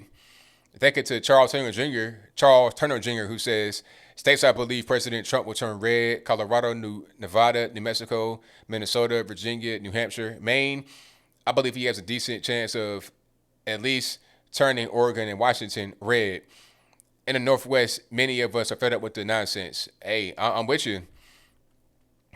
Thank you to Drummer Boy 0626 who says, thanks ABL, no problem. Thank you to Scotty Flintstone who says, God bless America. Talax 001 says, I have a home in southeast Wisconsin and a cabin in northern Wisconsin, and Trump signs outnumber Biden signs 4 or 5 to 1 in both places and everywhere in between. Wow. I mean, they speak for themselves, don't they? The signs tell the whole story right there. And lastly, thank you to Charles Turner Jr. who says, Anthony, thanks to your wife about great article she wrote about AOC Vanity Fair, Harris, and black voters. Shout out to @Faith for Today, Liza Jean Williams, Rapper 10,000, Hudson Jackson II, True Helper, and everyone else here I forgot. We will win on 11-3. Absolutely. 1,000%. And shout out to Modern Renaissance Man who says, I went to vote yesterday. People noticed and asked if I voted for Trump. I said no. They asked Biden. I said no. I told them I voted for America. There you go. There you go. Thank you for that, man. Definitely appreciate you. All righty, you guys are the best audience on the internet, but I got to go wrap it up here. So I'll be back live again this Tuesday, November the 3rd, election night. I'll be live for as long as it takes until we get to 270, maybe even beyond that. I'm not sure what I'll do. I might bring on guests, might bring on calls, who knows, but I'll be covering all the results as they come in, all the polls. And I want to, you know what I want to see really tomorrow? Not tomorrow, pardon me, but Tuesday night. I want to see the screeches. I want to see the screeches. Call me a bad guy. That's fine. It's all right. I'm not even worried about it, but I want to see the screeches. All right. The screeches have been epic. The screeches are like, it's like the best food you ever had in your life. It's like tasting a brand new type of way to produce a pizza, and it's just the best. It's like eating a cloud. That's what I want to see, the screeches. After we win, I have total confidence that we will win, the same as I had in 2016. It was doubtful in 2016. I remember I was on Tommy Lauren's show. Shout out to Tommy, my friend. And she was like, you think he's still going to win? I was like, look, it's not even a question at this point. Of course he's going to win. The enthusiasm is off the charts. Not so much for Joe Biden. Trump is going to win, and he's going to win again in 2020. So I will see you guys again on Tuesday, November the 3rd for election night coverage. And and thank you to the mods for doing a great job. You guys are great. We got Bill from the Hills. We got True Helper, Charles Hunter Jr., and everybody else. Liza Jean, thank you guys for doing what you do. Rapper 10,000, of course. You guys are the best. All right. So until next time, y'all be safe. I'm out. And peace.